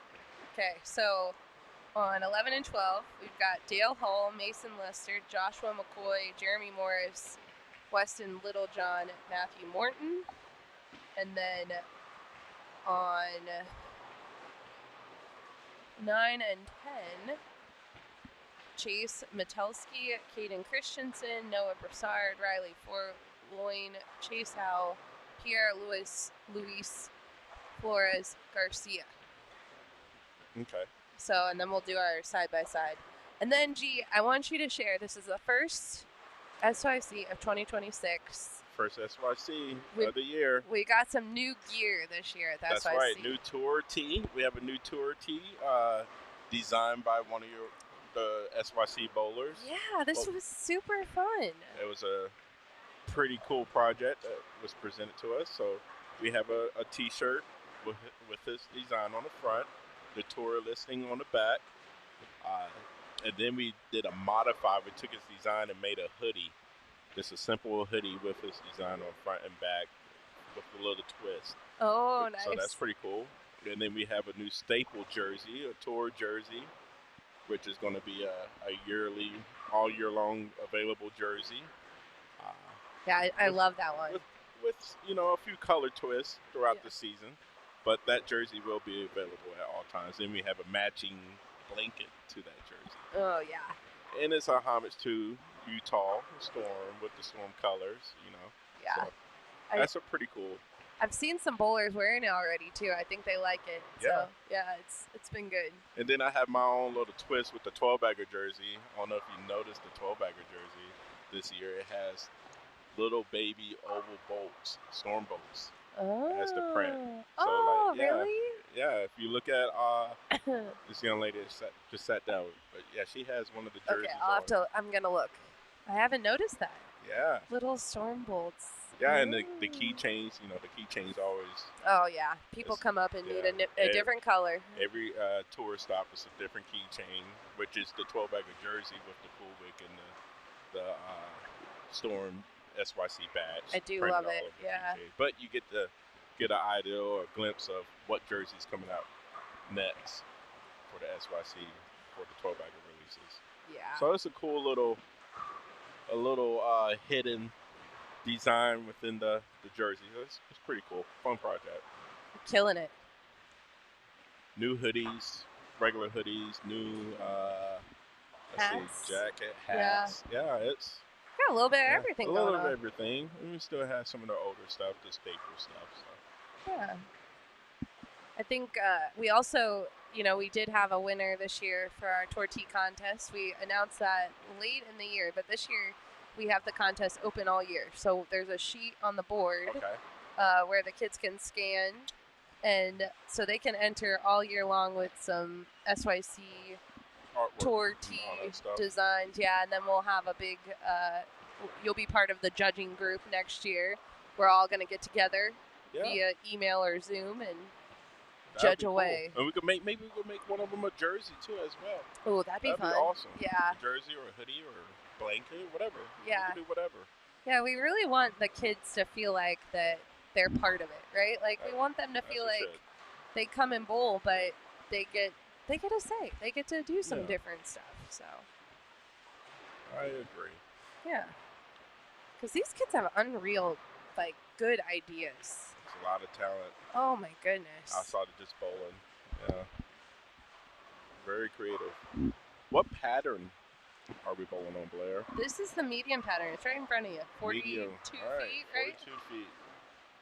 Yeah, 29 mils. Okay. Yeah, this morning was a little flat, which is why I think everyone kind of, it was, some people liked it, but I heard most people that was really tricky.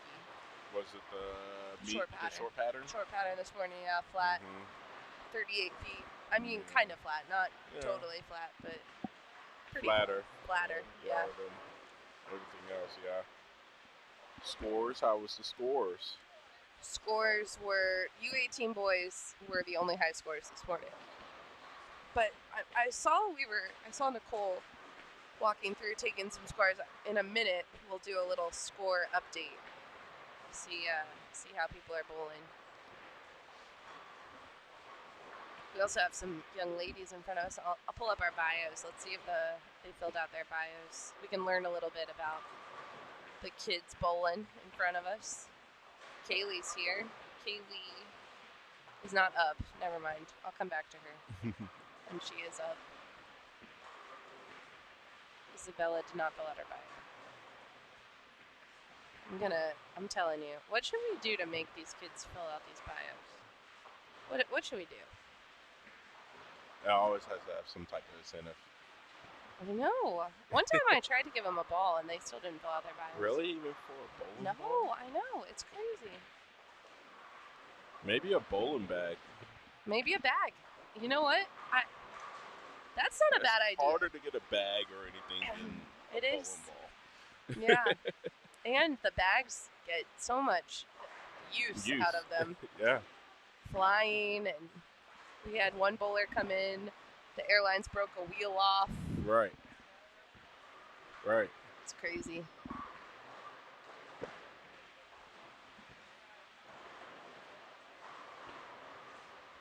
Let's see here. Got any high scores? Oh, wait, Kaylee's up. Kaylee. Here we go. Kaylee is from Hillsboro, Oregon. Bowls at Kingpin's Beaverton. First SYC in Oregon this year. Yes. Let's go. Yes. We're going. I've actually never been to Oregon. So Never? I've never been to Checking Oregon. the state off. Here we go. 16 years old. One thing she's proud of is she won states in 2025 with her team. She's #1 in state for girls singles. Something she loves about bowling is all the friends she's made. She loves to travel and will be visiting 3 new states in 2026. Okay. Wants to say hello to coaches, grandparents, brother, and sister.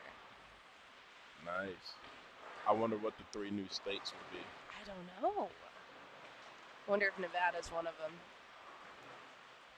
From Oregon? Probably not. I don't know. We have a few new ones coming up on the list, on the tour list, right? Yeah, Connecticut's new this year. Wisconsin? Is Wisconsin? No, Wisconsin we've been to, but it's Okay. been a couple years since we've been there. Okay. Oregon, Connecticut, and there's one other. We're going to Idaho. No, I don't remember. Hold on, we've got a spammer. I need to go get our spammer really quick. Hold please, everyone. Don't click any links. By now you should know that on social media, but Yeah, I see it. yeah, let me go get our little spammer. We We have a spammer in the comments. I hate spammers.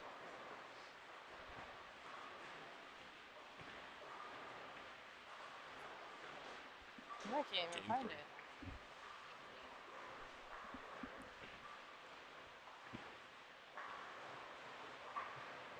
Speaking of spammers, man, people are getting crazy on social media.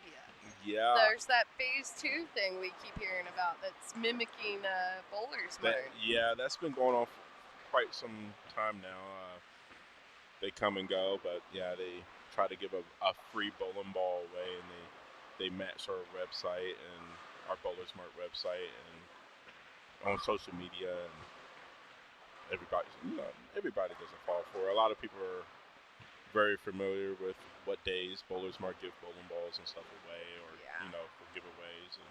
And don't. If it's too good to be true, folks, it's not true. Like. Yeah, you could tell. I see Cal Troop, his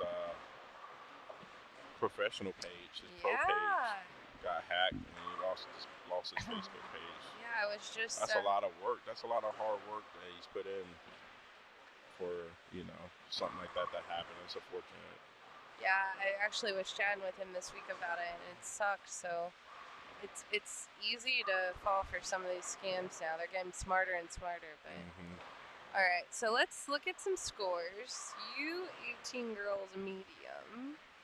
Looks like we have most of the scores in. We might be missing one score, but Isabella Smith, who's right in front of us, she is -6 and currently leading the U18 girls on the medium pattern. Kaylee Heller is in second, -8, and Anna Antony in third.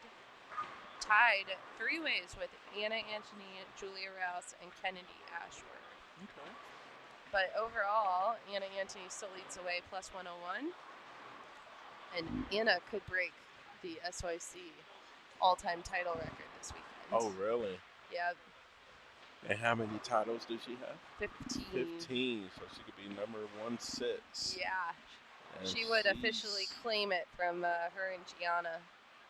She's 150 pins almost. Yeah, almost. Ahead of second.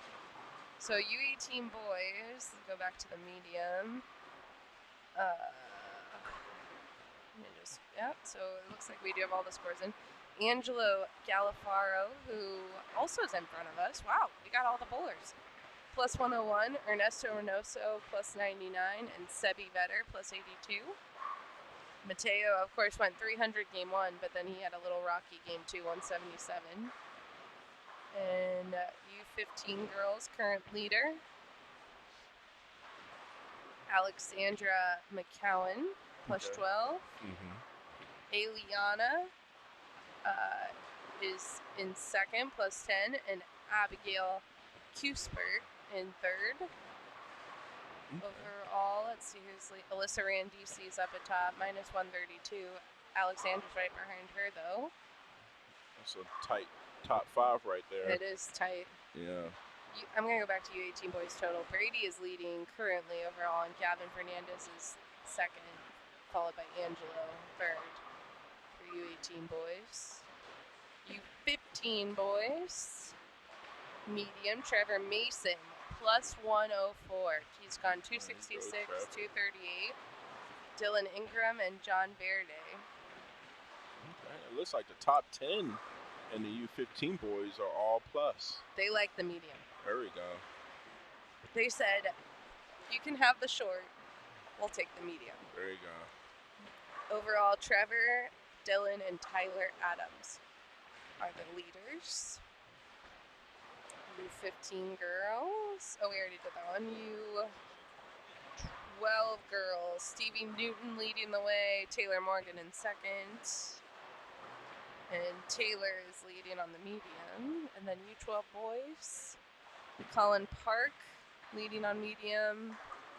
Logan Wynn and Cooper Powell. Overall, Colin Park's leading with Cooper Powell right behind him. It's Colin, Cooper, and Logan kind of alternating. So Chase Rudy's there too, though. He's not that far out. He's not far out. With this many games left. A couple spares to change the whole game. Yeah.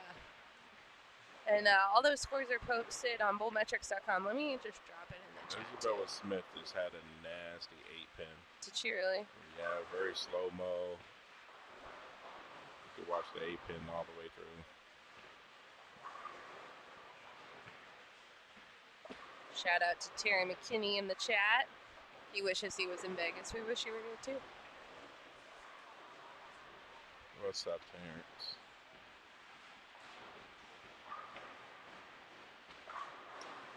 Jerry Weems watching. We got to see Joss commit. Commit. Joss and Mateo Verbal committed commitment, to yeah. Wichita State. Joss and Mateo both gave really nice speeches. Josh shouting out his mom, which was so sweet. Yeah. Although I asked Sharon after, I was like, that was so sweet. She's like, yeah, but he was thanking other people first, and I thought he forgot about me. I'm like, he wouldn't forget about you. So funny. He definitely will not. Don't forget about the moms, kids. Or the dads. Oh, yeah. Show them big time love today. That's right. That's right. Valentine's Happy Day. Valentine's Day, everyone. That's right. Yeah, so, see? You can barely see them, but they're little mini Oh, I love that. oval I do swim boats. see that. That's so cute. Mm-hmm. So that would be the design this year. They're so clever. Something different. But I was going to take a bite of my Steak and Shake milkshake, but it is like liquid. So I'm thinking I'm not going to take a bite of that. I definitely had my happy hour steak and shake. It's the best. Thank you, South Point. Shout out to all the restaurants we've eaten at the mall. Well, there's one restaurant. I told you last night. There's one restaurant I've never eaten at. Never gone to the buffet. That's the only one I haven't Oh, been to. man. I Yeah. know, and I heard I'm missing out. Yeah. That was the first time we had the buffet in quite some years now. And me and Nick partaked in that off the plane yesterday. That's smart, In the because you morning. are hungry after the plane Oh, ride. Yeah. Oh, yeah.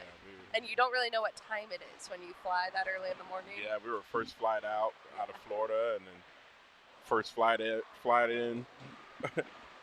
Friday morning. So we get to the hotel, the casino, and we're like, let's get some food. Right. And all the restaurants were closed. We were so confused. And then we looked at the clock and noticed it was 8 o'clock. I was like, yeah, it feels like it's, Noon. Yeah. noon. Yeah. It's our time to eat. We always eat at noon, I know Nick definitely goes and that's his lunch break, noon, That's on right. the clock. That's right. It's just normally Taco Bell, so Ah. there's no Taco Bell around here. No, there isn't. But yeah, we partaked in the buffet. That was awesome. That was good. All right. We got Eddie Katz saying he wishes he was here watching his grandkids. It looks like Charlie might make her way down here the next game. I see her. She got a medal. But I don't see the Yeah, little she's on cats. 41 and 42. Yeah, so she should be heading this way next. Mm-hmm. Strike, 9-spare, 8-spare, strike. And it looks like a split, 8-1. 105 and a 6 for Charlie. Isabella here is from Melbourne, Florida. Anna with another one. 4-bagger. Oh, man. 4-bagger. Watch out for Anna. Bolero Melbourne is her favorite practice center. Isabella on 49. Okay. She was Player of the Year for her county 2 years in a row. Loves how far bowling has gotten her in life. She wants to be able to go bowl in college and compete professionally. She likes to draw and paint. She's very artsy and creative. Uh-oh. Big interest in cars. Wants to say, and oh yeah, because we read her bio earlier, and I said, I wonder if she is going to the big interest in cars, the Shelby Museum. You've been there, right? Yeah. Yeah. Me and Cliff went there. That was awesome. We did a whole Shelby tour. Yeah. Big car guys, especially him. Yeah, so she wants to say hello to Mom, Grandma, little sister Meadow. That's awesome. Maybe she could, hit a couple SYC designs in. That's right. Creative. Yeah, we need Uh-huh. creative ones. See Danielle Martka all the way to the left of your screen on 47. bowls at Whitmore Lake, hometown Whitmore Lake. Bowls at Jack 60. She's 15. She won the 2025 U15 Girls MJMA Dan Ottman Championship. There you go. That's a tough tournament. That is a tough tournament. She's really good at singing. She's a high soprano. Wants to give a shout out to her coach Andy, the coaches at Woodland Lanes in Livonia, Alexis LaCruz at Whitmore Lanes. Wow. So shout out to all them. Wow. Do you bowl the MJMA? I did not. I bowled the JTBAs. The JTBAs. Yeah. Definitely bowl the JTBAs. Yeah. We should drive up and bowl that stuff. A lot. My friends went up and bowled some of the MJMAs, but they were hard. Yeah. MJMAs just always had that reputation of that was hard. The best youth bowlers in the area. Best of the best, yeah. Not that the JTBAs weren't hard, but every state, they had their premium. Yeah. Here we go. Oh, she got it inside a little. Oh, gets it to go, Brooklyn. Brooklyn. Yeah, but in my age group, MJMAs, I would have been bowling against Jordan Richard, Haley Richard. Yeah. Andrew Anderson is a little younger than me, but same kind of time frame. There was just a lot of really good bowlers. Yeah. So I kept my, I stayed in Ohio because we had enough of talent to work with. Chris Vi. I was about to say you had a very good amount of bowlers there too as well. It was just every generation has that group, right? Like, there's just some bowlers that win. Yeah. And they're still winning, like they're the ones that I remember. It's they're going on tour. Yeah. It makes you feel somewhat better, Yeah. I lost to these champs. Yeah, right. Yeah. Oh, okay. I get it now. Yeah, really.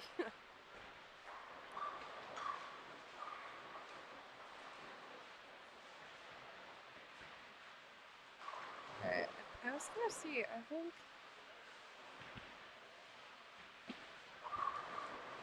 I might have one more bio on 47, 48 that we haven't read. Good. Nice one. Isabella Smith. Throws it good, huh? Right off her hand. It was a very good angle. Yeah, she struggled on the short pattern this morning, but I could tell that she can bowl.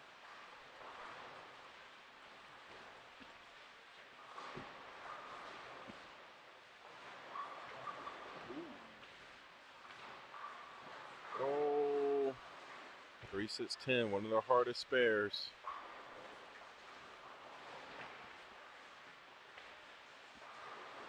That is one of the hardest. I agree. I had to ask you every time, how's the dog? Oh, he's good. How are your doggies? One doggy. Vader's good. Vader, that's right. He's hanging out with his girlfriend for Valentine's. Yeah. Yeah, Jimmy's dog. So. Yeah, my Bosa, I'll have to show you a photo on the break. Bosa is also hanging out with his girlfriend. They were cuddling. This was last week, but I literally have a picture of him, and he's laying on her paw. Oh. Like, it is just the cutest. They're just lovely. Play buddies. Little lovers. It's the sweetest. I woke up to East Coast Times messages. Jimmy had, post some messages and some pictures in the group, and they were playing around, hanging out. I was like, there you go. Hopefully you buy her, Vader buys her a pup cup or something. I know, right? Yeah, really. Yeah, Bosa took some snacks over to the house for Valentine's Day. There you go. Yeah. Yeah, we did. We're going into I'm not going full natural dog food, but we have, Bosa started having some. This is our dog. We're having dog talk now. Just bear with us. If you have a dog at home, you'll understand. But he started having some issues with some puppy treats.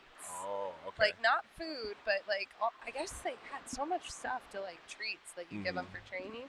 So we're doing there's some really crazy natural, like he has like ostrich parts that he eats. Oh, wow. Okay. Yeah, but he loves it, so it's fine. Like. Anyway, so we took one of the little bags over. All the dogs are devouring them. That's You gotta awesome. spoil everyone for Valentine's Day. Absolutely.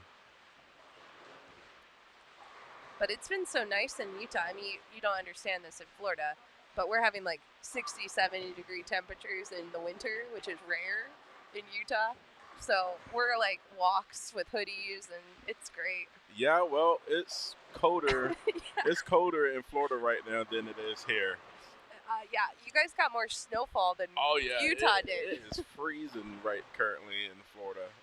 It may be right currently now, but Yeah, a few days it's been ago, cold. and then for the last like 2, 3, 4 weeks, 2, 3 weeks, it's been very cold. Yeah. It's been in the 30s, 40s, and then in the Panhandle it snowed. Yeah. It snowed like beginning of February, and It's nuts. I remember seeing the news when I was here in Vegas, both of us for the TAT, Yeah. and I looked at some of the news of my local area and the Spring Hill area, and down the street it was some snowflakes. Like it wasn't even a snowflake, not like what Yeah. we'll consider where you're from, Right. and they were going nuts. Like Yeah. Oh, I believe it. Yeah. it was like dust, and I was like, oh my gosh, I can't believe it's really that's considered snow. But when you go further north of Florida, it was snow angels, real snow angels. No lie, on our Utah news this year, because we've had record low snowfall, they showed all the places that had more snowfall than us one weekend, and one of them was Florida. One of them was Tennessee. Oh my, that's another one. Texas. We're like, oh yeah, all what? the places that And the Utah newscasters were just having a field day with it, because that's just nuts. But we're supposed to get, I think we're going to finally get some snow this week. Some heavy snow, or yeah, that's what it sounds like. Oh boy. Yeah, so we need it, but doesn't mean I want it, but we need it.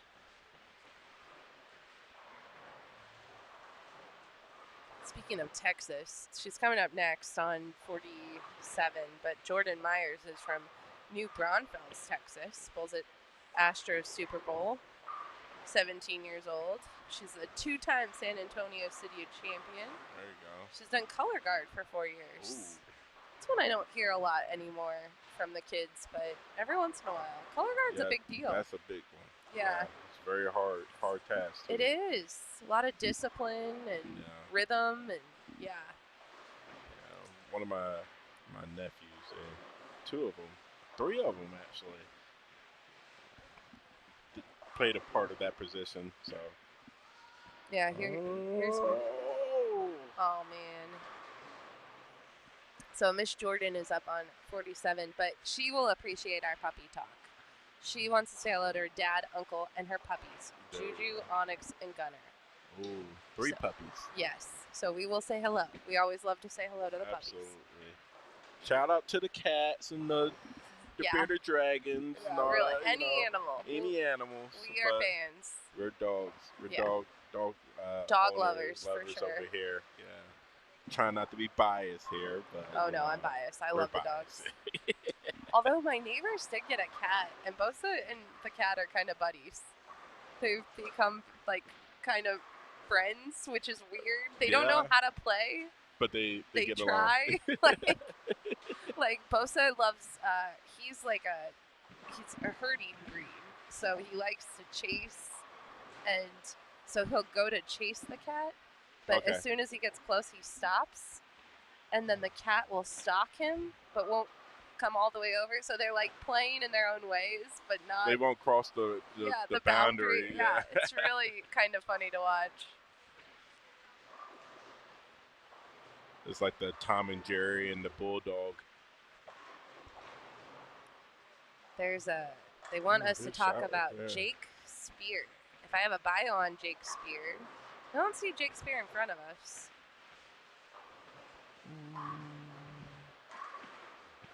I thought we did. We just talked about Jake Spear. He's from Salem, Oregon. He was here a game ago. Where were you at? Oh, Jake. I do see Jake. He's down on 57 and 58 now. He had a turkey. Yep, spare, Yeah. split conversion, split, and then follow up with a triple spare strike. And then he had a split in the 10th. Yeah, like a for 5 178. split. Yeah. Yeah, it must have been a Greek church or something Yeah. down there.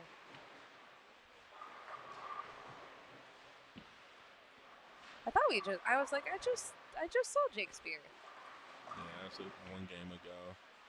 Shout out to Jake Spears. Yeah, we'll give him a shout out. Why not? Mr. Spear. All right. Josh Hickman, though. He's having a good game. Yeah. 7 on 51. One of the VA guys, right? Josh Hickman from Yeah. VAs. He's pulled a bunch of SYCs. Yeah. His dad is so nice. The guy that, the fellow that drills his bowling balls, his equipment, takes care of his equipment, was one of my traveling buddies, Chris Bolison.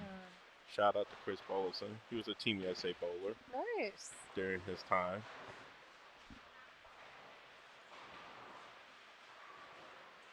Well, let's see. Can you get it? All Oh, of them? there it is. Nice.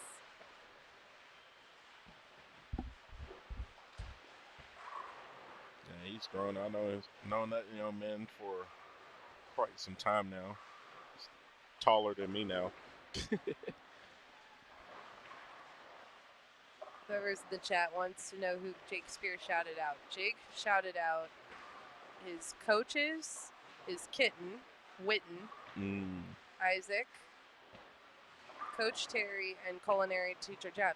Or teacher chef, yeah. Because this is why I remember Jake, because he's a barber, he's a risk taker, and he has a culinary teacher chef. So like he's doing it. I knew we already read Jake's bio. Oh man. And he has a kitten. He has a kitten. He has a kitten. Yeah. I like it. Yeah. All right, Lindsay here. Lindsay Grime. This might be one of her last SYCs, just because she is from San Diego. Okay. She's going off to Vanderbilt next year. I think she started on the live stream pair this morning. Going to Vanderbilt. You had a few SYC girls that both for Vanderbilt? We do, yeah. Oh.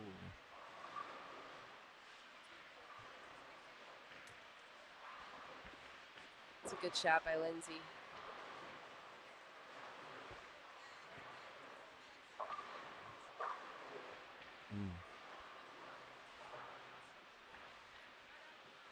This is back-to-back years. Somebody's made a college announcement. Back to back, yeah. Here in Yep. Vegas.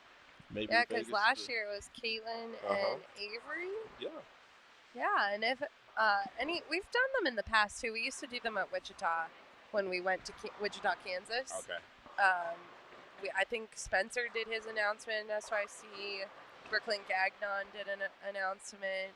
So if anyone ever wants to do a college announcement, we think it's great because then the younger kids can see, oh wow, that's something I can do, or that's where they're going to school, and then they can know that, maybe I want to be a shocker, or maybe I want to go to Vanderbilt. Yep. And even if it's a smaller school, we love supporting all the colleges. So college signings have become such a big deal too. Like, it is bigger than I remember it being. Yeah. Which I love. But I mean, it's appreciated. You know? It was noticed, but really wasn't noticed. There was so much. There was different stuff going on. Yeah. During our times. But and it's a lot of work to like. It is. Oh, nice spare, Kelsey. Yeah, Kelsey's from Hawaii. I do know that. But yeah, that's a good thing. Yeah. For sure. Especially when you're having all the different ages, like you said. Yeah. Yeah, and then if a kid that is younger and is looking at Wichita, then now they know they can go ask Joss or Brady, or even Joss or Mateo, but Brady's going there too, and they can go ask him like, hey, what did you like about it? Right. So I think I heard, because Joss wants to be in the medical field, and I heard that Wichita is getting a brand new program, like a medical type, oh, really? program that I I've heard a couple of the bowlers are super excited about. So even if you look at a school and then you think they don't have your major, you got to keep checking back because they're adding stuff all the time. Yeah. Anna Antony here. That was a she's little hanging miss. on, yeah. She's missed to the right the last 2 frames. Isabella Smith, she has an opportunity to do something nice in the 10th frame. She had a strain going on, and a little split, and then followed back over the strike. Right angles. That's a great, there it is. That's a great shot. I really like her game. Yeah.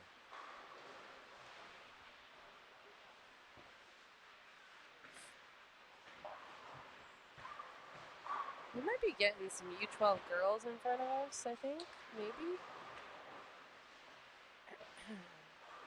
So I think Daria Payok is going to come back in. Chat about some of the young ladies coming up. G, thanks for hanging out with us. Absolutely. Thanks for all you do for the game of bowling, especially at the youth level. You're so good to the kids. You and Nick, you guys are great. We try. It's a team effort. It's a team effort. Everybody in our office, we all strive for the same goals. So it makes life easier, for making stuff get done. So it's great. I love it. Yeah, we really appreciate you. We appreciate Leanne, Storm, the whole SYC family, the community. It's great. You know, we always look forward to coming to these events. Yeah, and I mean, we did have a big break, I think it was. I know, it was weird. What, 2 months? Yeah. 2 months? That was a long time for us, me and you. I know. I was like, when am I going to see you? Yeah. Then we saw each other back to back. So that we did. We were. That was a good assignment for us. Really. Just a walk by. Yeah. That matters. It matters. It's a lot. It is. That's it. One of my employees is, showed up. Yeah, right. Miss Rendisi. Yeah. Putting her to work. She tries to put me and Nick to work. Keeps us on our toes. Someone has to. I'm just kidding. Just kidding. No, you guys are great. You're on it. She's like, do I still have a job? I was like, yeah, absolutely. It's funny. It's cute. She helps us out a lot. All right, so Anna Antony, 231, finished up there. Look at Isabella go. Oh, I jinxed her. You did. Oh. See, this was what I said last week when I was at the TAT. Like, every time we talked about someone, they missed. And so I was like, you just don't want me to talk about you while you're bowling. You want to, like, just be under the radar and have a great game. Because if I see it, it's over. Got her in the first frame of the I should have let her throw a shot. Dang it. Right. She got the 206. She got 6 pins. All right, bonus. Isabella. My bad. You can blame Blair for that. I'm sorry. I'll take the heat. All right, we're going to take like a 2-second break. We're going to do some switching in the booth. Gerald, thank you, as always, for hanging out. Maybe we'll see you tomorrow, or we'll see you for sure in Florida. Definitely. So. We're bringing the house in Florida. Look out, it's the backyard. Oh, man. Oh, yeah. All right, bowlers, get excited. All right. All right, chat. Talk to y'all later.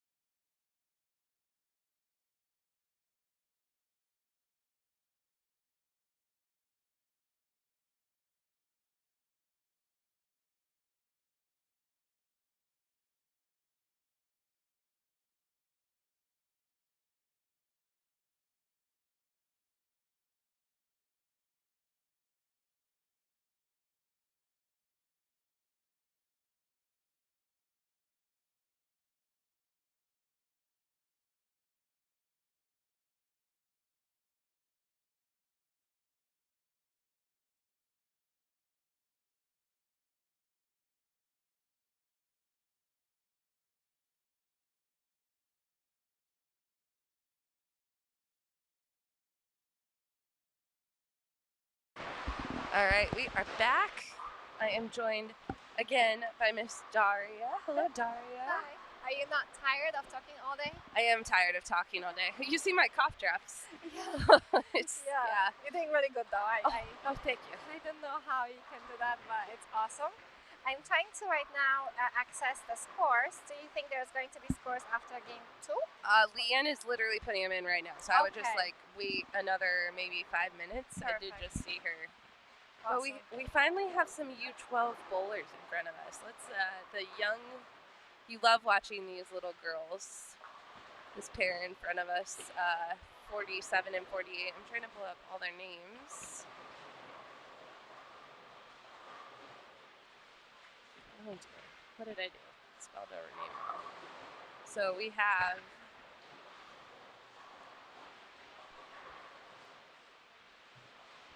on 47, 48, we have Kiana Sipra, Chloe Montoya, Taylor Morgan, Bailey Fieldstad, Jade Campbell, and Priscilla Garcia. And then And this is U12, correct? U12 girls, Oh, yeah. that's Little Chloe there. We were talking about her earlier, but she is so little, so sweet. I'm sure we have some bios. I'll pull those up too. Right next to her, we have on 49 and 50, Alea Zavala, London Wesselman. Oh, it's exactly the same way you spell the last name as Stephanie Zavala. It is spelled that way. Huh, I wonder if they're related. Yeah. Do you have a city where they're from, or? Oh, look, yeah. Well, Just maybe curious. in the Yeah. bio, yep. Okay, that's fine. Yep, Abigail Cuthbert, Alexandra McCowan, Aspen Ricafrente, and Kayleen Miller. And then on 51 and 52, Alyssa Randisi, Olivia Shell, Stevie Newton, Charlie Katz, Alea Dabina Gasper, and Joanna Earl. Those are the bowlers that we are watching. All right, let's see. Look up Alea first. I do wonder if they're already feeling the tiredness of. Right now they're on game 9 of the day, Yeah. and I believe that not many of them normally would bowl that many games. No. I feel like as much as their body might not be giving up on them, their mind might be Yeah. playing tricks, as it's a very high pressure event. So she's from Mililani. Let's see where that is. Oh no, she's from Hawaii. Oh, So so I think Stephanie is from California, so probably they're not related, but yeah. kind of cool to have the same last name. All right, I'm gonna look up some.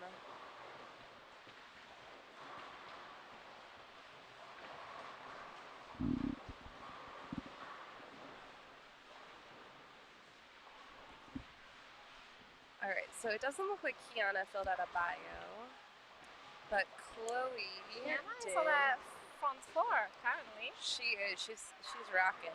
Let me see. I actually can see the scores after 2 games.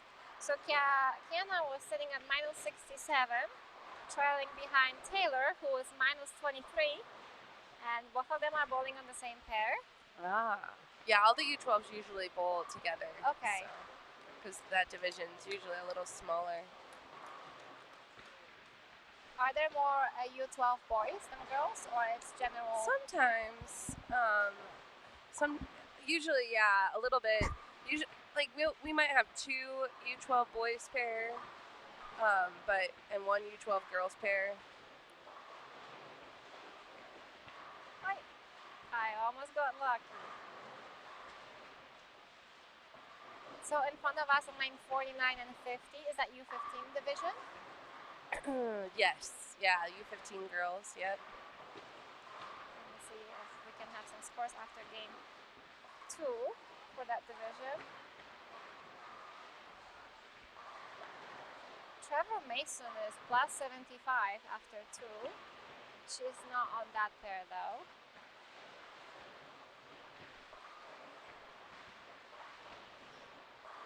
Oh, that's his boys. I don't know what I was looking at. I'm sorry, guys.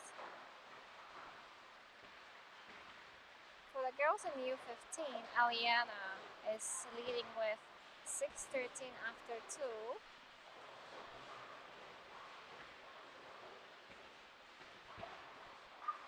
And the second one is Abigail with -3.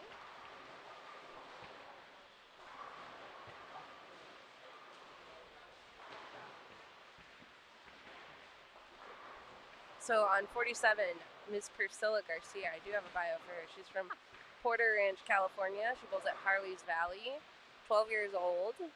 She bowled her very first SYC and won that SYC, so she's proud of that. Oh, she's a two-handed lefty I heard of. Yeah, she's good. She loves to paint and draw and play piano, and wants to say hello to Lolo Boy and Lola Alice.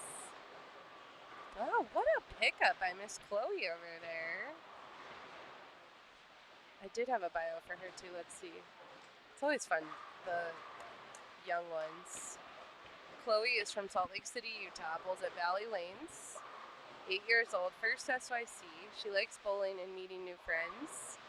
She does an annual Christmas charity project called Yeti Spirit of the Season, where she makes homemade stockings, fills them with essential items, and donates them to Native youth in foster care. She donated 110 homemade stockings in 2025, and she's done it for 5 years now, which is awesome. She also plays 5 sports: volleyball, basketball, softball, bowling, and archery.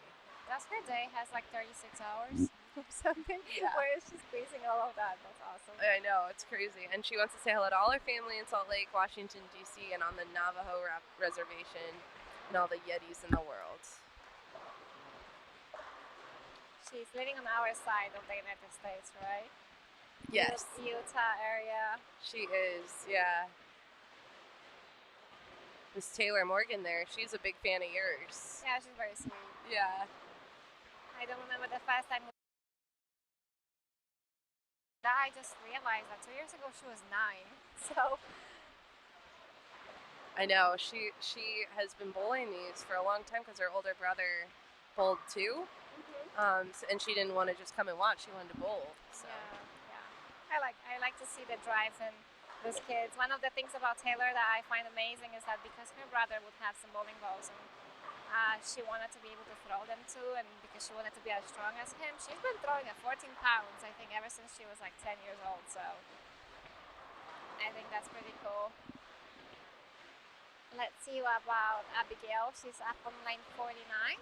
She was second after 2 games. We are not sure what she is at after 3 games. She's on a strike. And I think I jinxed her. You know what? I've been jinxing people all day, Yeah. so it's fine. I'm about to jinx, I hope not, but I might, Alyssa Randisi when she's up next. But Alyssa has the front 6. She's not What lane up yet. on? She'll be I on. see her. Yeah. Yeah, 51 and 52. You see Stevie Newton Yeah. right now. But Alyssa also has been working on some charity projects. It's amazing. I didn't know that was a common theme among the young athletes now. That's amazing. Yeah, she did a crochet for a cause, and she made little Valentine's crochet hearts, and That's so they were delivered to underserved families. Oh, wow. So, and she brought some hearts here, so we have some little Valentine's That's Day awesome. hearts. Yeah, and pay it forward. She's getting some strikes back, Yeah. hopefully. So, I think she's bowling really good in the U15 girls division. She was up near the Did you top. know that crochet is one of not many movements which machines cannot do? I They did haven't not. figured out of how they can do the same movement that people do when they crochet. So there is no machines that they can crochet. So anything that you see in crochet is always done by a person. I did not know that. That's very cool. Yeah, so you'll see Alyssa on 51. She's currently leading the U15 girls division overall. I don't know how she's doing on the medium alone. Let's see. It looks like she had a little hard start, 178, 171, but 211 last game, and then obviously she's striking this game. Would you say the scoring pace is a little bit higher on the medium compared to the short? Or Yeah. Yes. Well, I think it's division to division, but it did seem like most divisions were higher. U18 boys did not have trouble on the short pattern this morning. They were striking a lot. That's true. But was everyone that else. 250 average, that one? Yeah. It was 250. Yeah. They figured it out quick.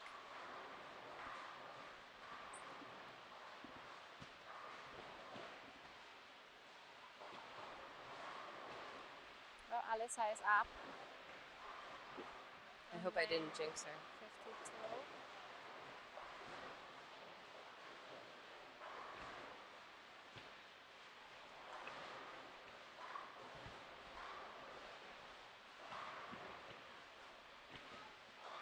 Yeah, she's all the way to the right of your screen. Oh, I did. Dang it. Alyssa, you can blame me. It did look like a good shot. It hoped a lot, but she definitely did not hesitate on that shot. It didn't look like she was trying to be careful. Just hooked. Maybe she missed a little bit, but still a high game. She's working on to 78 if she was to spare and strike out.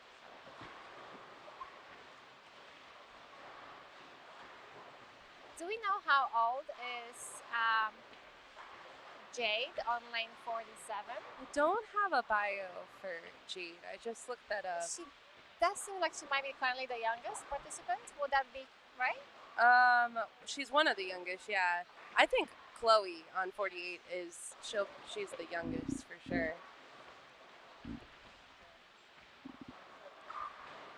But Jade looks young too. Oh yeah.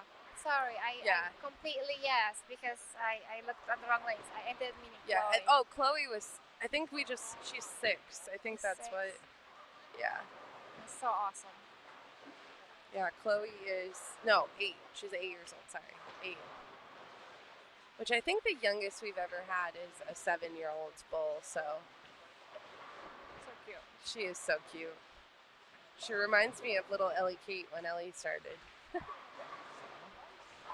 So I started in 2017, right? So next year you're gonna have a 10th anniversary? That's right. Yeah. Pretty cool.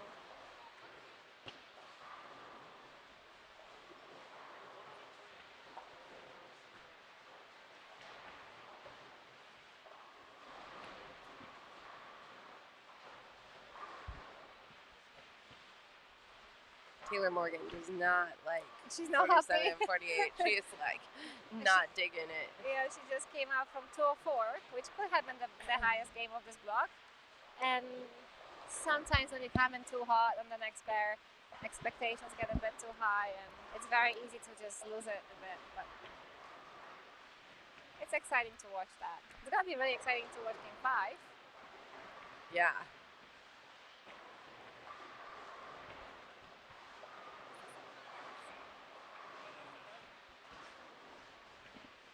I wonder if she gets sore after bowling 10 games with the 14 pounds, and with me throwing 14 pounds at the moment, I don't think it's too light.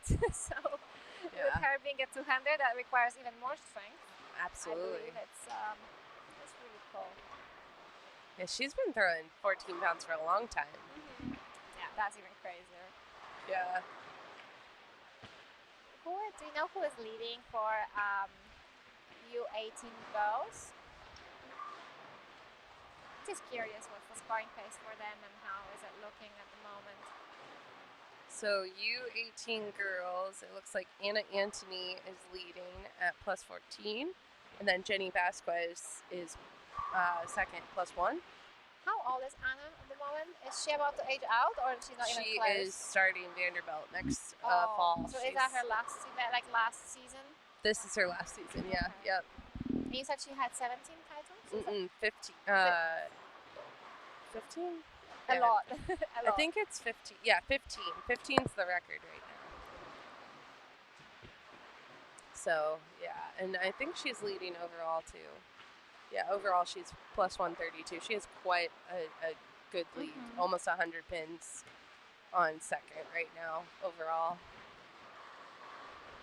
Anna likes bowling in this building. You know how sometimes you just have buildings you just bowl so good in? I think that's why I keep traveling. I'm looking for one, It must be somewhere. But I watched her last year bowling here as well, and she also absolutely dominated the field, so... Yeah. That just gives you confidence, too. Like, knowing that she came back, she was like, yeah, I'm good. Yeah. It's very nice to see that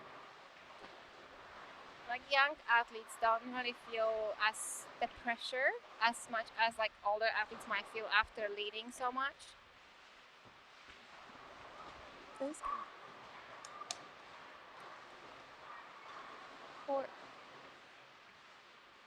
Leanne just said it was game 5. It's game 4, right? Okay, yeah.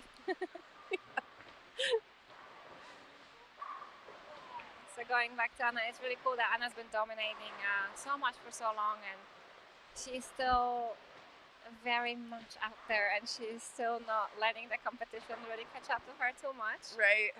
And it's really awesome, because I think as much as it's difficult to get to the top and start winning, it's very, very difficult to stay there. And on top of her being so humble, it's very nice to watch her career.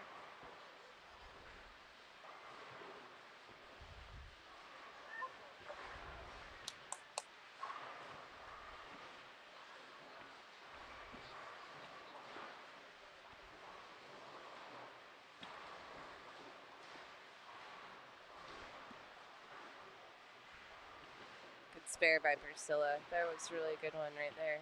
She's wearing her Paint the Lanes pink jersey.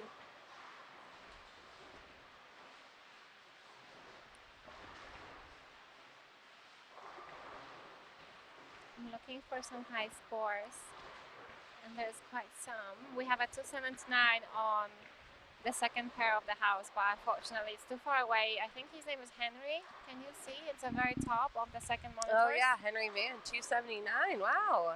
He's in the young division. I think you have 15 boys. Oh wow. Is it? Do you think is that the highest game of the day? Did you see higher game than that? We had a 300. Yeah. When? Earlier. Why did you not call me? I was waiting for it. Mateo Quintero, game wow. 1 here. Yeah, 300. Wow, that was so sad. I mean, I'm so honestly, happy that it was a quiet one. But you see, I was meant to be on the live stream, so then I would be informed and I would know. It wasn't on the live stream. It was down there. Yeah, but I would be next to you. You would tell me. That's true. We did mess that up. Okay. Henry Mann, though, for this medium pattern, he was minus 52, so that 279 will help a lot. That's awesome. Yeah. And he bowled good this morning too. So yeah. Anyway, that's very good for him. All right. I know people were asking for the dual cam, but our back cam they're getting done. So we're gonna go to our main camera on this side. The chat is very demanding today. They're like on it. They're like, we want to see this person. We want to hear about this person. I'm like, okay, got you. Trying to make everyone happy. I do wish there was a technology where you could like live stream and all the setups were like easy. You just put one camera and it just like automatically connects, and it knows and recognizes the lane. So anybody that is watching could just do it themselves, you know? Yeah, agreed. Yeah, people like they don't see how many wires there are because they're like, how come you don't have every lane live streamed? And it's like, I mean, you know how many wires come out on the PWBA tour for Bowl TV. And they come even like 2 days before to set up all those, and sometimes it's problematic because so many cameras are depending on so much Bluetooth and Wi-Fi that eventually the system crashes a lot. So from wanting to have all of them, sometimes we have none. Right. Well, there's some games that. Yeah, and Bowl TV is a paid service, and we're free. Exactly. Like we're just doing it to show some of the parents, like you can see 1 or 2 games or grandparents. Mm-hmm. So yeah, we're doing the best we can. But yeah, it's a lot. Bowling centers were not built for like live streaming. Yeah. Like the lighting, this place is the best. I remember when Danielle McEwen and I were talking about it. Like South Point was the dream bowling stadium for like the lighting, and it still is. I don't think that there's anything that comes close to it in the States for sure. Yeah. I haven't been to Bowltopia. Oh yeah, it's very nice too. Right. But Bowltopia feels more like a bowling center opposed to South Point feeling like a stadium. I think it's because of the very high ceilings, and from what I was talking to the kids earlier, they sometimes find it overwhelming because high ceiling gives you a lot of echo. It feels like there's a lot more going on than what actually is. So the tendency is to feel rushed, to feel a bit overwhelmed. So it also takes a bit of accommodation to really get comfortable in this scenario. And those are little things that people watching back homes, they might not realize of how much the environment actually impacts how you bowl. Absolutely. But definitely something that is a bit more of a standard in Asia, especially in the bigger bowling centers that are like made for tournaments, is the lighting. Like you always have a lot of light, so even if the ceilings might be lower, the light is one of the priorities. So you walk in and light is everywhere. Gotcha. Oh, that's a nice shot for Bailey. I love it. Let me see. That's how she finished the game. Oh, She got one strike in the first frame. I think she got one strike in the frame 5, and then one strike in the very last shot of the game. Yeah, and I think I missed Bailey's bio. She's from Meridian. She bowled at Westies, or what bowls at Westies Garden Lane. She's 10 years old. She loves meeting cool kids from everywhere she bowls. She loves playing basketball and wants to say hi to all her family watching. So shout out to Bailey. Shout out to Westies. We love Westies Garden Lanes. Yes. They're awesome. I think Kiana just bowled her highest game of the block. That's awesome. I think she's from the Reno area. I'm pretty sure. I think so too. Yeah. She just gifted me a keychain. I will show you. Oh. Because her logo, it's a keychain with her own personal logo, and it's a scorpion. Oh. And I asked her why a scorpion, and she said it's just her favorite. That is so cool. It has a little bowling ball. Yeah. That's That was very really fun. cool. I love that the kids are starting earlier and earlier with their brands. Yeah. They've got it.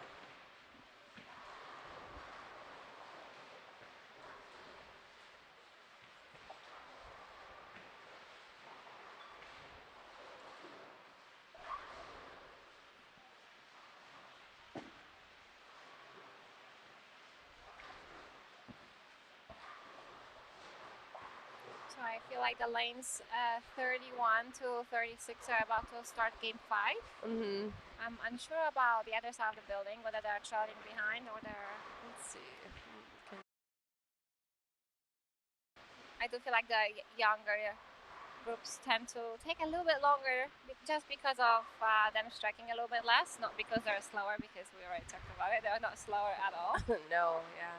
If they could fire shot after shot after shot, I'm sure they would be doing it. It looks like this whole group that we're watching here is moving to the back. Mm-hmm. So I think they haven't quite all started yet.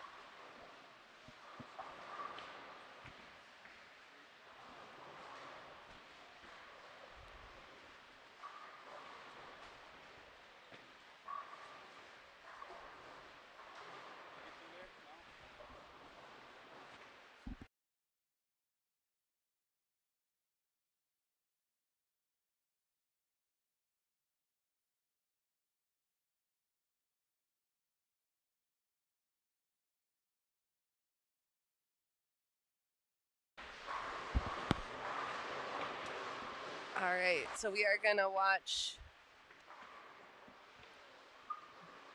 the 10th frame here of the young ladies. Hello, Tiffany. I see your comment at home.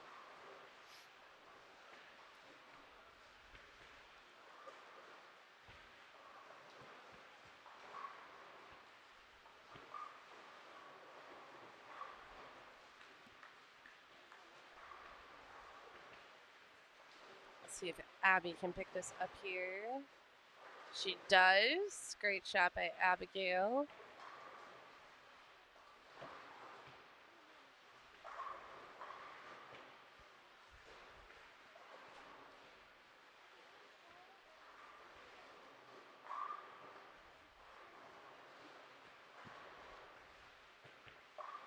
And a great shot by Priscilla. Gets a strike. Finishes that game with 130. Clean back half of the game.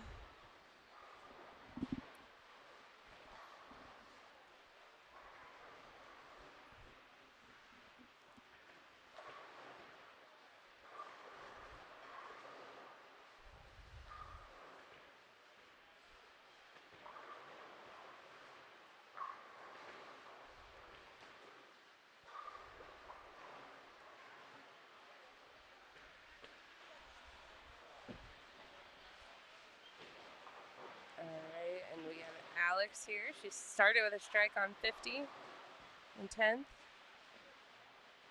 She can get to 168, I believe.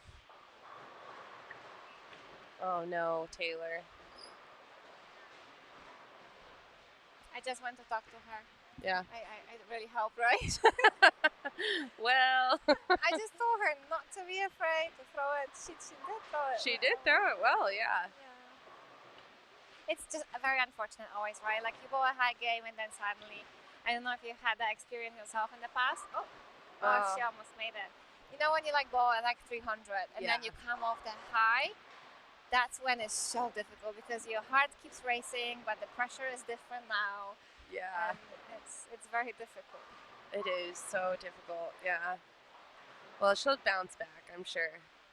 The U12 division can change so quickly, too. Like, they can bounce in and out of medals. They're also close in scores usually, and one high game can put you right back in it. Definitely. As we just saw, that's 279, right? Yeah. We're still waiting for the scores to see how much it really helped him, but he caught up a lot of pins in that game.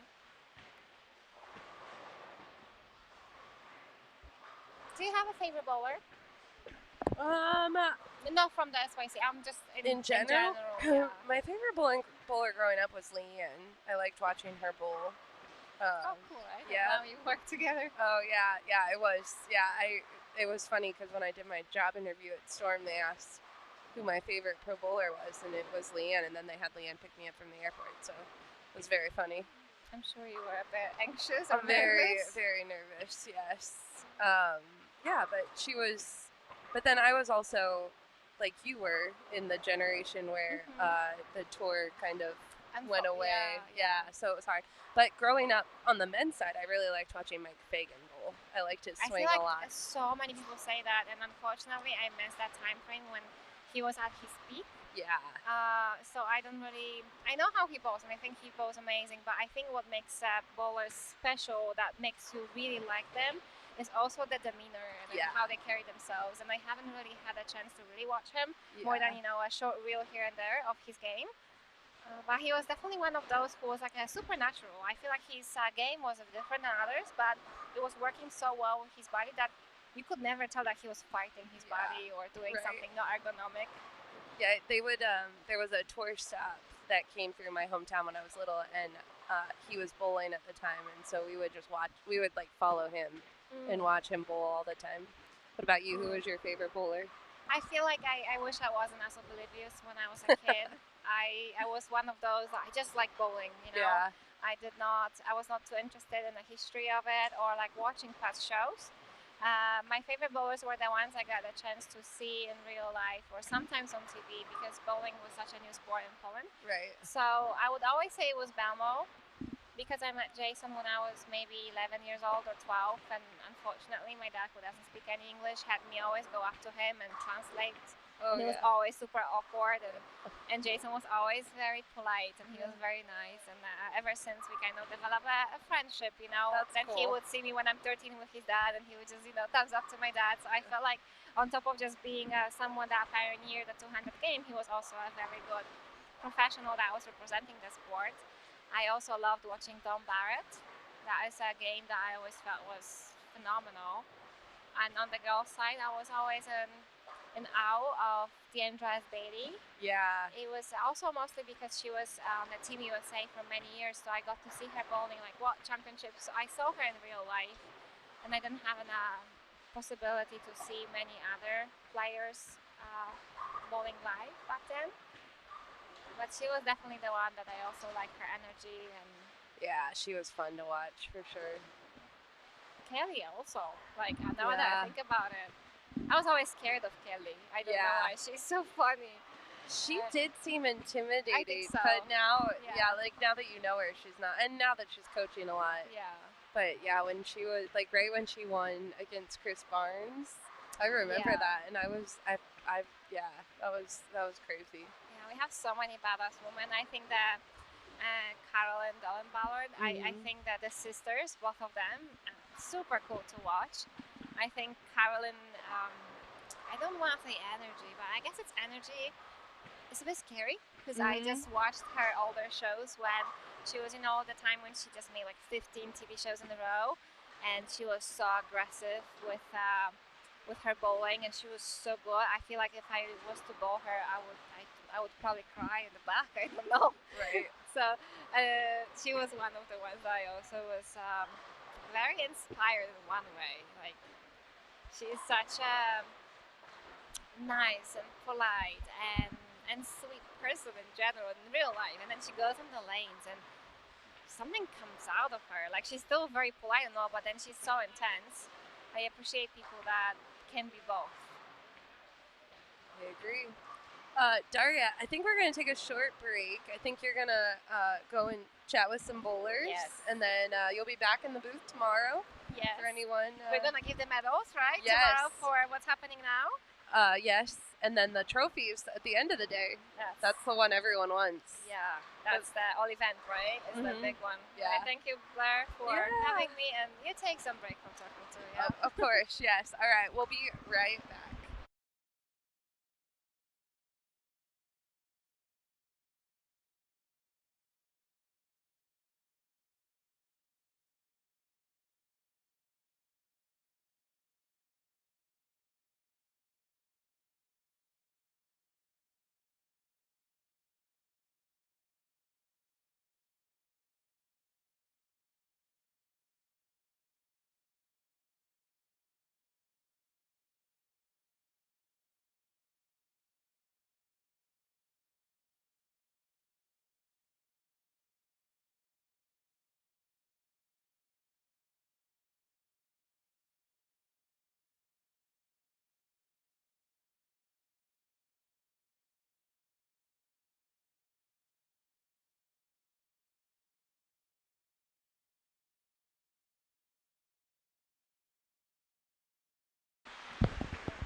All right, we're going to finish up game number 5 here at the SYC in Las Vegas. Bowlers right in front of us, in front of the booth, that is. We've got Dylan Ingram, Jaden Holiday, Nicholas Cerna, Devin Stratka, Xander Tran, JJ Yelton.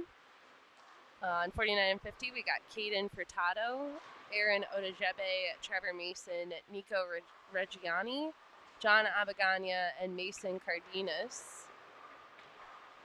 And on 51 and 52, we've got Dylan Fieldstad, Gavin Miller, Thomas Lee, Lincoln Alvey, and Franklin Judd and Brady Lee.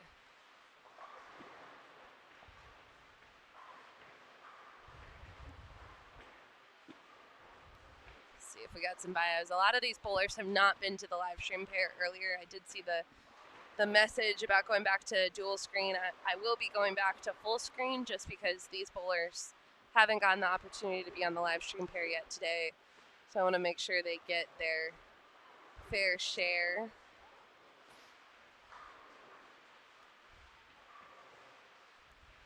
But I promise we'll keep flipping back and forth. So right in front of us,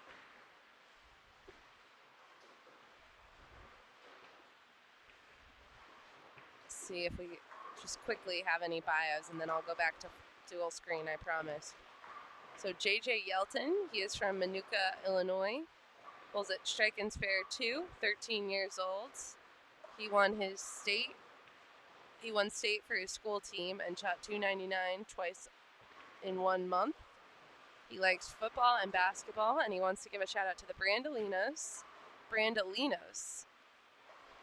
His son is here, or their son is here with him and his family. So shout out to the Brandolinos. Of course, Gianna Brandolino has the current record, tied with Anna Antony for 15 SYC titles.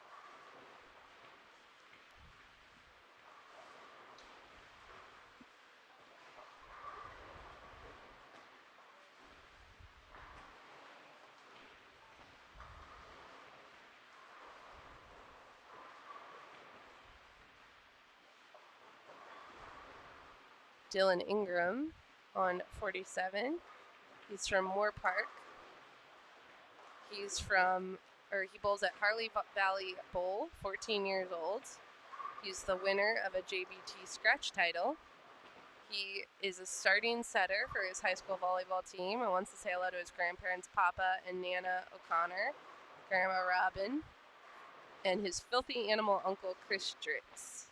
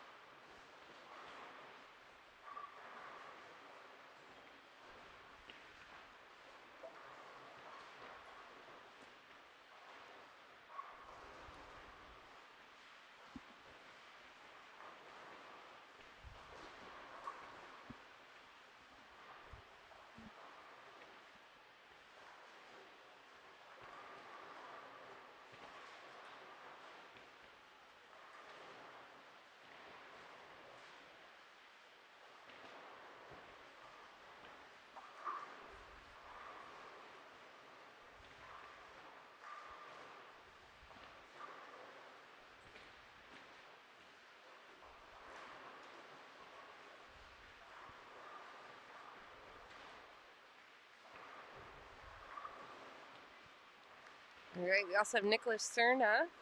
He's from Stockton, California, bowls at West Lane Bowl, 12 years old, first SYC. One bowling achievement he's really proud of is beating his dad's score during league. Outside of bowling, he's really good at playing Brawl Stars, and he wants to say hello to his family at home. So we'll keep reading through some bios. I'll let you guys have both screens back. Aaron Odejebe is on lane 49. So the bowlers behind us, can see them. They're the lanes 9 through 12. In the bowling stadium, there are 2 sides if you've never been in this building. So it's 30 lanes on each side, back to back. So the live stream booth is facing the high end. I have a camera pointed to the back pair, so it's just a little harder to see those bowlers because they're not right in front of us. But trying to show you as many bowlers as possible.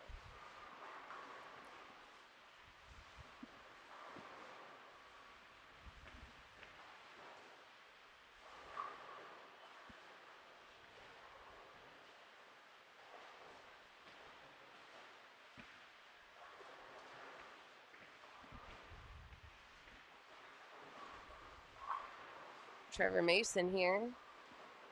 He's in the record books as one of the top SYC champions. He's got 13 SYC titles.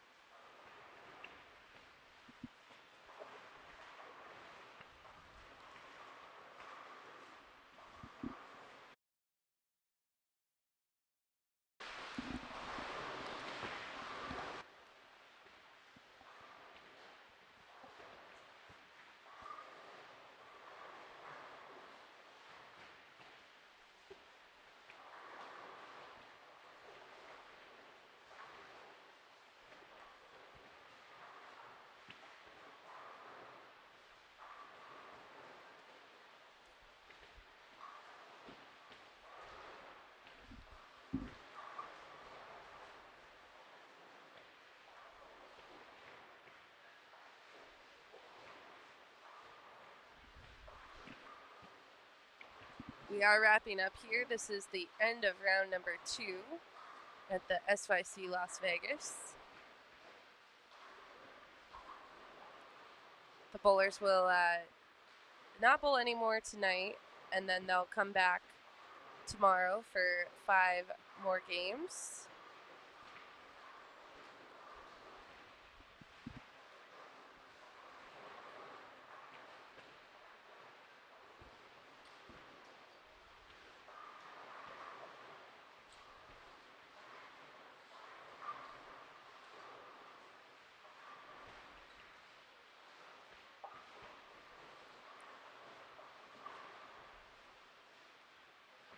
Oh, thought that was a spare for Caden there in front of us.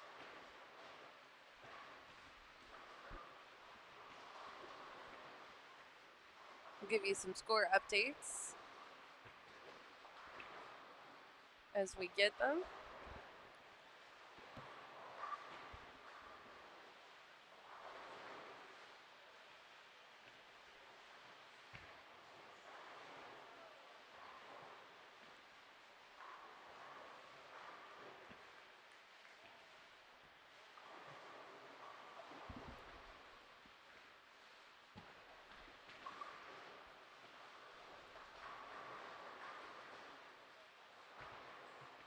Great shot by Aaron Odejebe.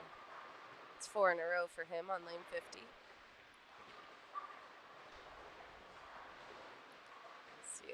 Let's see how our scores are doing. U15 boys. Looks like they're all in. So Aaron currently is in 6th on the medium pattern going into this game.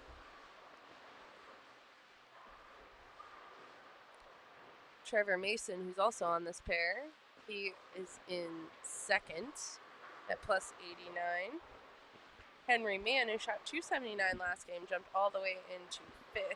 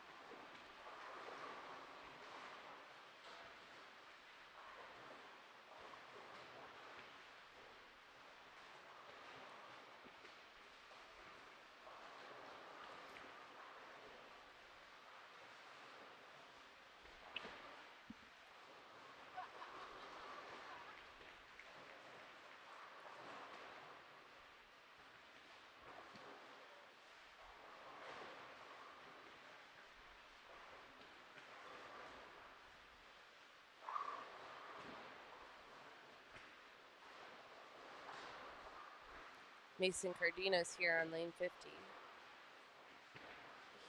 This is his first SYC. He plays volleyball.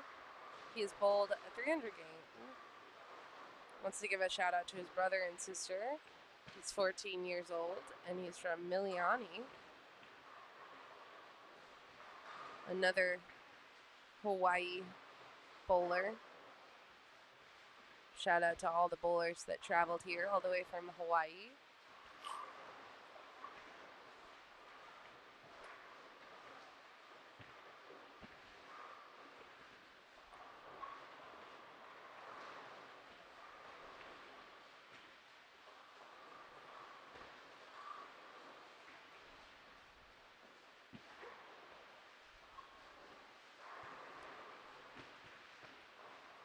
Nico Regioni bowls at Morgan Hill Bowl. He's from Hollister, California, 13 years old. He's up on lane 49. First SYC, bowling has helped him gain confidence in himself and helped him get over some of his anxiety. Likes to play flag football and has learned to be a quarterback. Wants to say hello to his dad, Sister Raina, Grandma and Papa, and Shady and Goofy Cat.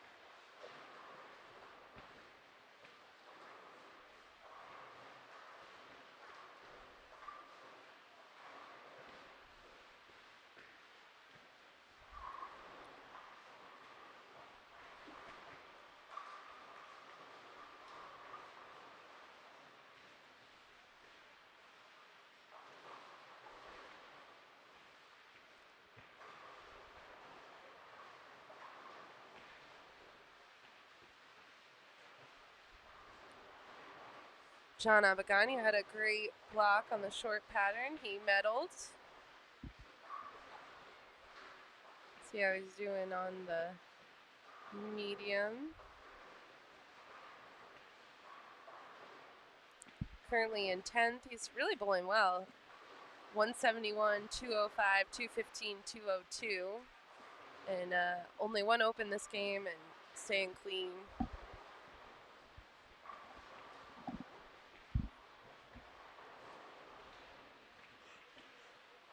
Overall, he's in 5th.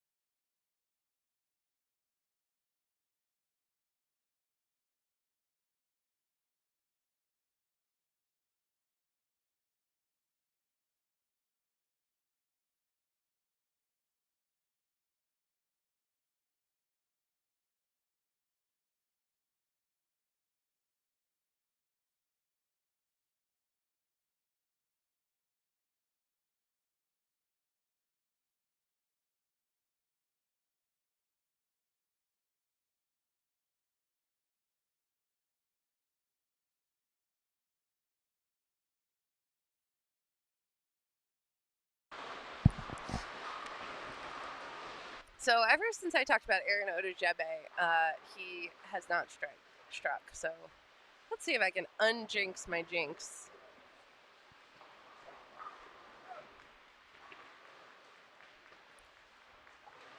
Good shot by Nico. We are wrapping up here. Lane 51 and 52. Lane 51 and 52. They are, they're in the 9th frame.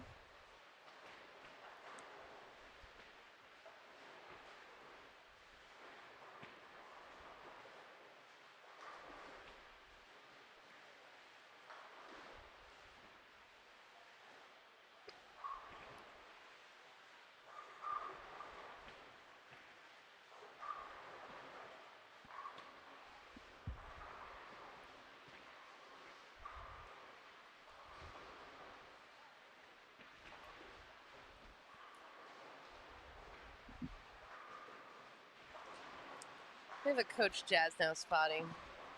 We twisted his arm. Okay, what did I miss? Well, you missed. I don't know what you missed, actually. I can't really tell you. A lot. So we are in the end of game 5, correct? We are, yeah. Yes, we are. Okay. We have, we haven't had all that much. Like, we've had some striking, but not, like, an overwhelming amount of high scores. Not like I feel like It seems like the high scores came really early on this squad. Right. And now later in the squad, I don't see them. Yeah, they're like lots of 10 pins, like Trevor just saw right there. Just can't get the pins, or can't get the ball going through the pins. And I think it is tough in like this tournament, especially even the U18 group. They're following the U15, the U12s. True. You know, so the lanes don't break down maybe as they would if it was all one division. One division. Yeah. Correct. Yeah. True. Yep. Agreed. So Dylan Fieldstad is having the highest game. Oh, Cooper Powell did have a 232, but Dylan Fieldstad here, he's like the highest score that I see, right?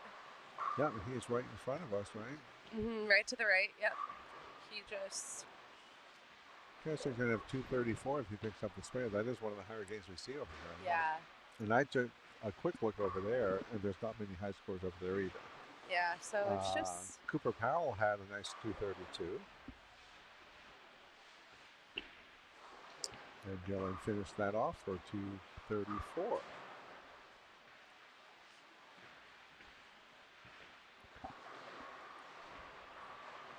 Solid game. Yeah. Reppin' Westies. Very. We like Westies Garden Lanes. We do. I go there every year for lessons. I love it there. We bowled a few tournaments there, I think.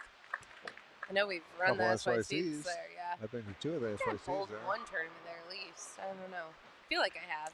That's a great center that has a lot of tournaments. Yeah. Great pro shop. Yep. Awesome. Just everything about it. And you know what the pro shop has usually?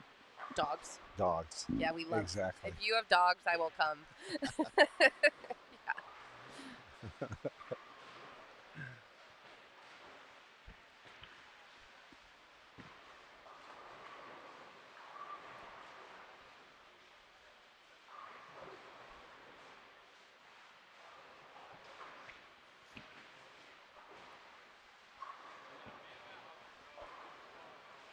I took a quick look on the other side behind us. Josh, Weems, Ernesto, and Mateo are finishing up. And out of the 3, and I assume they're toward the top of the standings. I'm not sure. Well, you know, Mateo had that 300. But then he... And Ernesto shot 286 that first game. Oh, I can't look at the scores. I was coughing, so I can't look at the scores right now because they're all being put in. So got it. Yeah, so... but I think out of the 3, only one of them had like a 4-bagger in the game. Okay, wow, and yeah. the rest were shooting around 2-0, if that. Let me look. I'll just look at the... So Mateo, this block, has gone 300, 177, 178, 213. Okay. Joss, 185, 210, 196. His 4th game was not in. Okay. And I think Josh was the one with the 4-bagger in the last game. Brady, 212, 248, 223, 190. So And Brady. how about Ernesto? Ernesto is right above him, 286, 213, 163, 213. Pair Yeah, to pair is kind of tricky. it for is. Sure. Yeah. Yeah, and we've seen that in all age divisions. Absolutely. Yeah. Because even little Henry Mann, he had his highest game ever, 279. Wow. And then I saw him move to the next pair, and he was struggling a little bit. But that, oh yeah, he did get to 161. Okay, good. But you know, mentally, that we were talking about that earlier, Right, because yeah. Taylor Morgan had her highest game ever too. Yeah. So they're having their best game ever, and then that mental roller coaster. Like we talked in our seminar, there's lots of ways to win. It doesn't mean you have to finish first place to win. True. Having your highest game ever is a win. Absolutely. Yeah. Yeah, and it was really funny because Henry Mann, when he came in to check in this week, he came in saying, "Oh, I just beat my best game ever," and now he just beat it again. So That's great. Yeah, See, that's a big win. for sure. All right, so just going through some scores, we've got Dylan Fieldstad 234, Thomas Gavin Lee 200. Yep. Franklin Judd 176, Brady Lee 177, Gavin Miller 173. Lincoln had a little rough game there. Yeah, Cooper Powell 232. I know we mentioned that already. Logan Wynn 192. Just not a lot of high scores going on. Over to the left, Andrew Prosperi 235. Jax King 200. John Verde 200. Pointing out some of the higher scores we see. And that was a nice shot right in front of us there by Aaron, who could shoot a 200 game this game.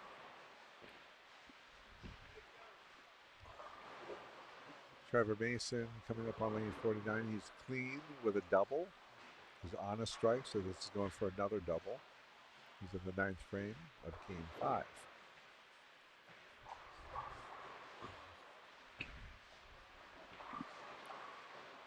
And he got it.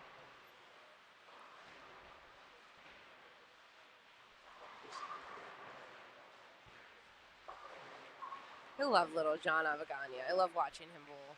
Yeah. He really does have a little more, like of all the Avagana siblings, he has the most like emotion and energy and just like excitement. Like, right. It's so fun. I like that too. Yeah, he's fun to watch. Not that the other two were not fun to watch. Right. Caitlin certainly is fun to watch. She is much more reserved, Yeah. very competitive, but more hidden her emotions, I guess. Exactly. Which is not a bad thing either. No, not at all. And keep in mind for the kids, it's a long day today. This is game 10. That's what we were talking about, especially for like U15 and U12 divisions. Like, 10 And it was games a quick in a turnaround. day. Yeah. You know, every place was super busy for lunch, so they didn't have much time to relax. This is an incredibly rare thing that's happening, Coach Jazz now. What is We that? have a ball return issue on 47 and 48. I don't think I've ever seen that at South Point Bowling Plaza. Just so everyone knows, this does not normally occur, but And it's an underground. It's not in the Man. back. yeah. So that is unusual. Oh, a pin came all the way up the Oh my ball goodness. track. Wow. All the way up to the arrows. And you know how long that takes for a mechanic to, because obviously they look at the back first. Right. Nope, not there. Yeah, Then really. they look up by the ball. They Nope, did. not He had a there. light. He's looking in the ground. Right. Yeah, I mean, I wonder who sent the pin back. This is like. Well, sometimes it just comes through the ball door in the back and gets stuck. Oh, yeah, And sure. the ball can push it and then get stuck. That's really a pain. So that was a very quick fix. That's not an easy fix for No, that was a most quick, people. yeah. Well, the mechanics here at South Point, the They're whole awesome. team, like, just unbelievably great here. Yep. And you can see how quick, I mean, they haven't been down for very long, but I can tell you when I worked at the National Bowling Stadium for all those years, we had one time the ball didn't come back. Not in the back. They couldn't find it on the ball track. It fell off the ball track oh my and gosh. ended up like 20 pair over because it just What? rolled. Oh my gosh. It took forever. Like they didn't find the ball till like the next week. That's crazy. It was really weird. Yeah, that would be. I mean, weird stuff happens sometimes when you're bowling. Like the more you bowl, you've seen Yeah. about everything. Imagine being the bowler, like, sorry, we can't find your ball. Yeah. I always get a little nervous when I see bowlers throwing really hard at deadwood because I was the kid, or teenager, I should say, that we were clearing a deadwood and threw it way too hard and broke a light. And then we actually broke it on the lane. Right. And, that's a mess. And we got very sternly talked to for a long time. As you should have done. Yeah. So every time I cringe when I see them lining up to throw, I'm like, oh, don't throw that hard. Don't throw that hard. Let's see what other scores. Lewis Cloud, 207. Jasper Sills, 233. With the last 5 strikes. That's a nice finish. That is a good finish. Devin Montoya having a very nice game. He'll be in the 230s, I believe. Wow. I see a 258 from Dalen Young. Oh, yeah. Dalen's bowling great today. I don't know. He might just be... Let me look. He has been bowling good. I don't know if he made a medal. Devin Montoya ended up with 225 that game. Lewis Cloud, 207. Jasper Sills, 233. So there are some decent scores this last game. So Dalen Leong finished 5th on the short pattern, but on the medium pattern, he has not enjoyed this pattern. He is, 258 is his high game by far. 185, 163, 175, 158. So a little rough on the medium, but he liked this side for sure. Well, that's a good finish then. That's a great finish. Makes for a more enjoyable dinner. Absolutely. If you can find dinner. Yeah. Good luck. That's a tough thing today. Good luck finding. Listen, folks at home, what I'm learning is, which I guess I should have already known, but on Valentine's Day, make reservations, folks. Well ahead of time. That's my tip for all of you. I think nice it's just a perfect storm, though. President's Day weekend and Valentine's Day. Yeah. And it's a Saturday, so anyway. And here at South Point, there's a big equestrian event in the other part of the facility here. Yeah. Maybe we'll just have hot dogs for dinner, Jess. Just kidding. Although the hot dogs here are very good. They are very good. Yeah. All right, Aaron in front of us needs a strike for 201 on the fill ball. 9 or more, he finishes with a 200 game. Do you know what happened to Aaron? I started talking about him in the 5th frame. He never struck again. Oh, he did. He struck in the 9th when I wasn't talking about him. Yeah. 200 even. Good job, Good finish. Aaron. In the left lane there, we have Mason with a strike for a 4-bagger. He can finish out strong. Right lane here on lane 50, Trevor Mason working on a double.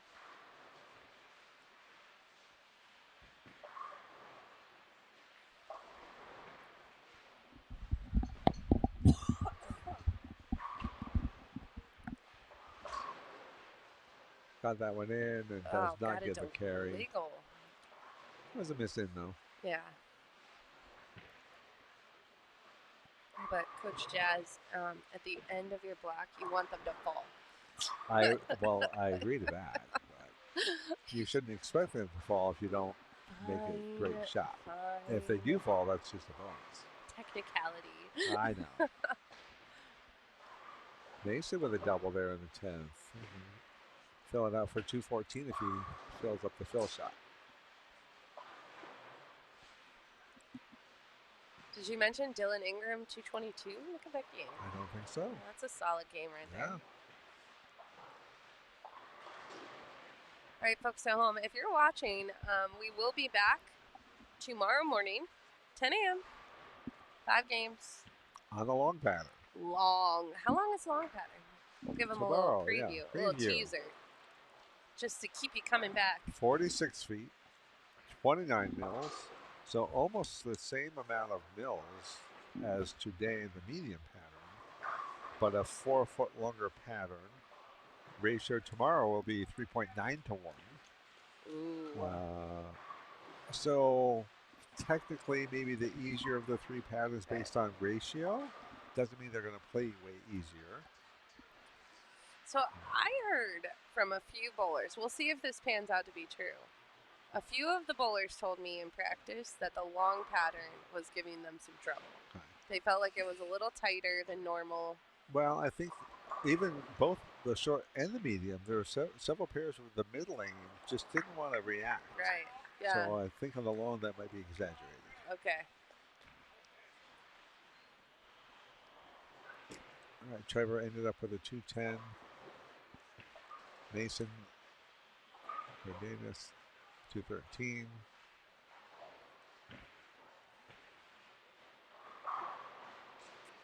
And we are about finished, it looks like, huh? We are about finished. I think we are the last pair. Or one of the last pairs. Well, actually, I hear some bowling behind us, so. Yeah, there might be bowling behind us. Can you go full screen behind us or no? I can.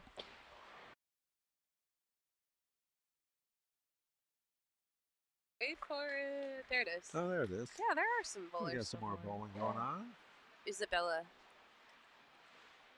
I love the way Isabella bowls here. Isabella Smith on lane 10. Oh, yeah. In the white and blue. Yep. Blue and white. Kind of hard to see the scores. It is hard to see. I think they're in the 10th frame. It does look like it, yeah. Yeah. So everybody's kind of finishing up here.